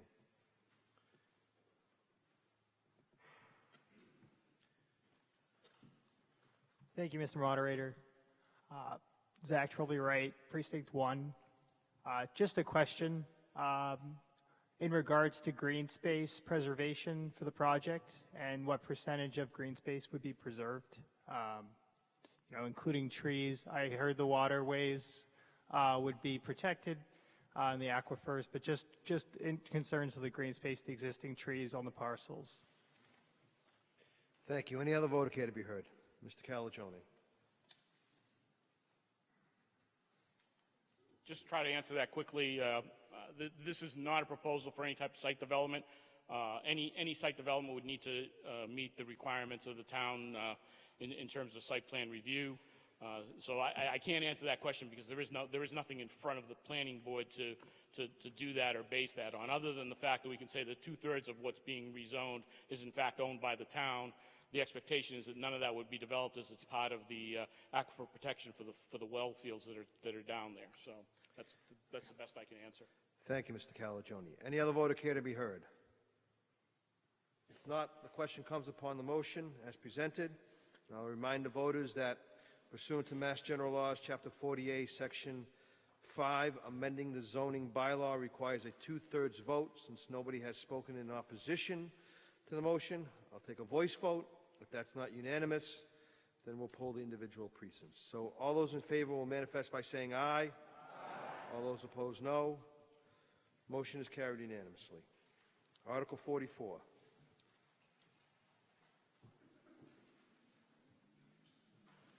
Thank you. Mr. Mazzucchelli.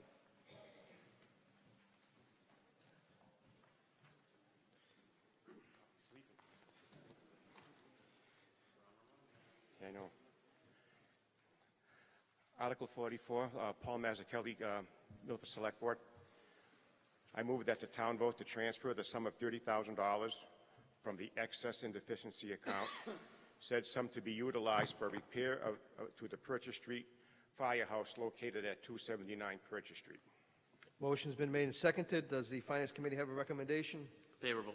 Finance Committee recommendation is favorable. Any voter care to be heard? Yes, Mr. Moderator. Mr. Mazzucchelli. Ladies and gentlemen, this article seeks the sum of $30,000 to make repairs to the old Purchase Street Fire Station located at 279 Purchase Street. Basic repairs to secure the building, including repairs to the roof and exterior and interior of the building, are needed. This building has historic significance in the town of Milford. It is also used to store equipment and supplies for the maintenance department, and I urge you to support this article. Thank you. Thank you, Mr. Mazzucchelli. Any other voter care to be heard? If not, the question comes upon the motion as presented. All those in favor will manifest by saying aye. All those opposed, no. Motion is carried unanimously. Article 45. Mr. Crisafulli.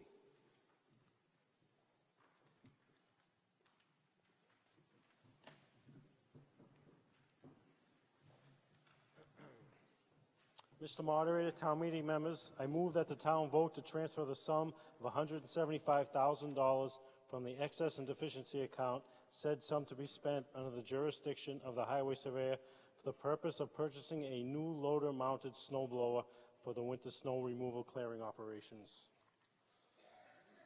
Motion's been made and seconded. Does the Finance Committee have a recommendation? Finance Committee recommendation? Favorable. Sorry. Thank you. Favorable recommendation. Any voter care to be heard? Mr. Moderator? Mr. Crisafulli. Town meeting members, the current snowblower is 30 years old and getting difficult to find parts for. The machine is extremely important to our snow removal operations during and after large snow events. Without it running, the cost of clearing up after major storms would be 4 times higher and take several days and nights to achieve. If approved, the new machine would be the primary snowblower. The old machine will be kept as a backup until it can be no longer serviced. It is imperative that this machine be purchased for the safety and mobility of our residents, commuters, school buses, pedestrians, and after snowstorm events. I ask for your support on this article. Thank you, Mr. Crisafulli. Any other voter care to be heard? If not, the question comes upon the motion as presented. All those in favor will manifest by saying aye. All those opposed, no. Motion is carried unanimously. Article 46, Mr. Arcudi. Motion's been made and seconded to pass over Article 46. A motion to pass over is an attempt to take no action on an article inserted in the warrant. It is debatable. Does any voter care to be heard on the motion to pass over? If not, the question comes upon the motion to pass over. All those in favor will manifest by saying aye. Aye. All those opposed, no. Motion is carried unanimously. Article 47. Mr. Crisafulli.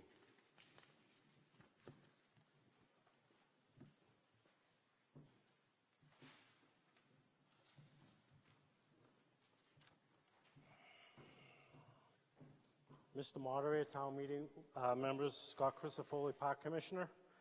I move that the town vote to transfer the sum of $20,000 from the excess and deficiency account, the sum to be utilized for a feasibility study and for the provision of conceptual design services at various locations to assist in determining a location for a skate park to be constructed in the town of Milford. Motion has been made and seconded. Does the Finance Committee have a recommendation? Favorable. Finance Committee recommendation is favorable. Any voter care to be heard? Mr. Moderator? Mr. Crisafulli. Town meeting members, if this article is approved, it will be the first step towards a real concrete skate park for the town of Milford. The park commissioners have been meeting with a Milford Residents Advisory Group interested in building a skate park. The commissioners have decided to support the initiative and move forward with the study. This is a feasibility study article to find a suitable location in our community. The study will cover all critical aspects of the project, such as size, cost, parking, traffic, visibility, noise, stormwater, etc. Unlike other sports, a skate park does not have strict design criteria, making it a fit where other sports will not fit.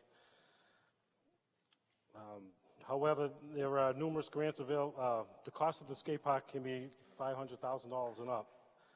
However, there are numerous grants available to support the building of a skate park. It is important that we seek out those grants when the time comes to possibly build one. I ask your support on this article. Thank you, Mr. Crisafulli. Any other voter care to be heard?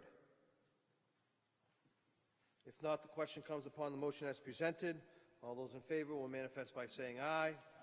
All those opposed, no. Motion is carried unanimously. Article 49? 48, excuse me. Yes, Mr. Arcudi.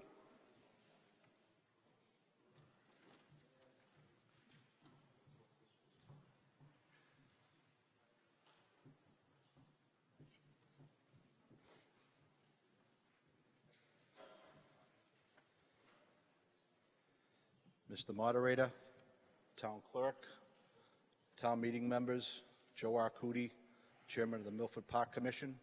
I move that the town vote to transfer the sum of $600,000 from the excess and deficiency account. Said sum be utilized for repairs, paving, and lining of parking lots and pathways throughout the town parks.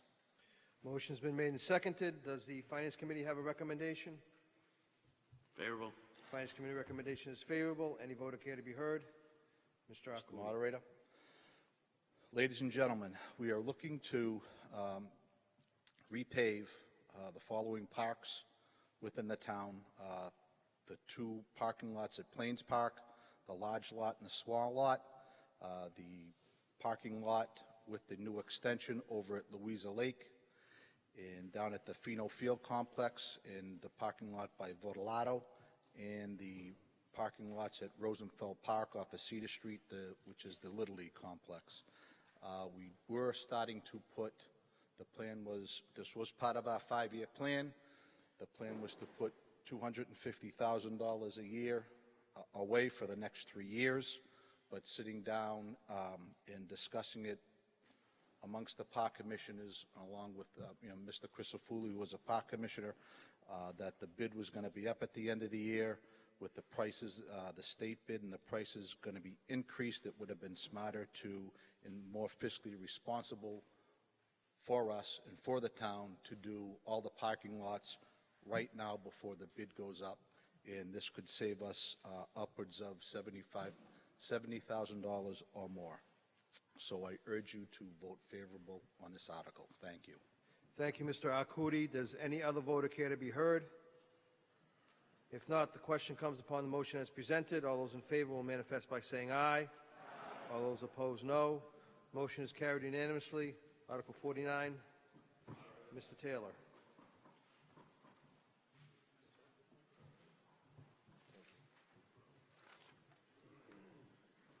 Thank you, Mr. Moderator. Article 49, I move that the town vote to raise and appropriate the sum of $2 million, said sum to be added to the town stabilization account. Motion's been made and seconded. Does the Finance Committee have a recommendation?